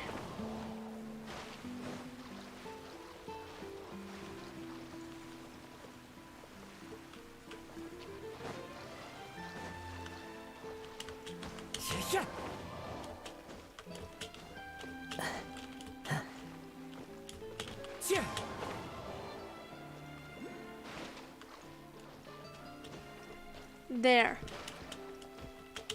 Follow the wind. There is the Hydroculus.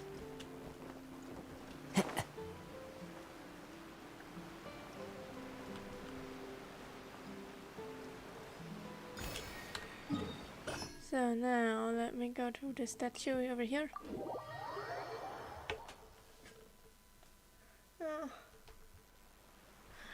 Good luck. Maybe it gets better.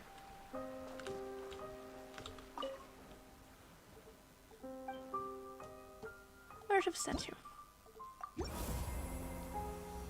Level 5 now.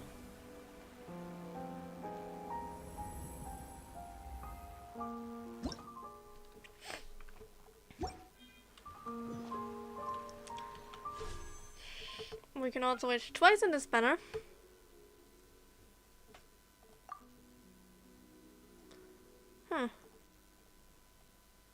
Okay, we will get a 4-star.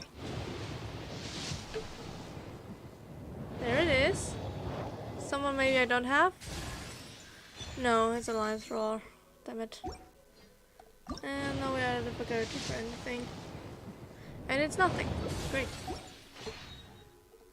And then we can put which ones on now we are gonna.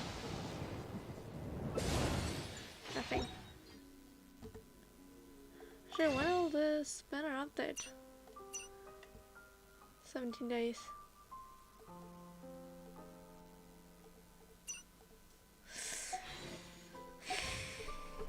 There are leaves around. Yeah. Oops. And I know just the tune to accompany them, if you wish to hear. Yeah. I will end stream here. And I will see you guys tomorrow. Don't worry, I will not play Genshin. It will be just like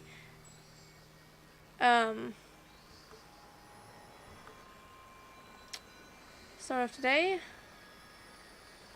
We will just continue standing here. Alright.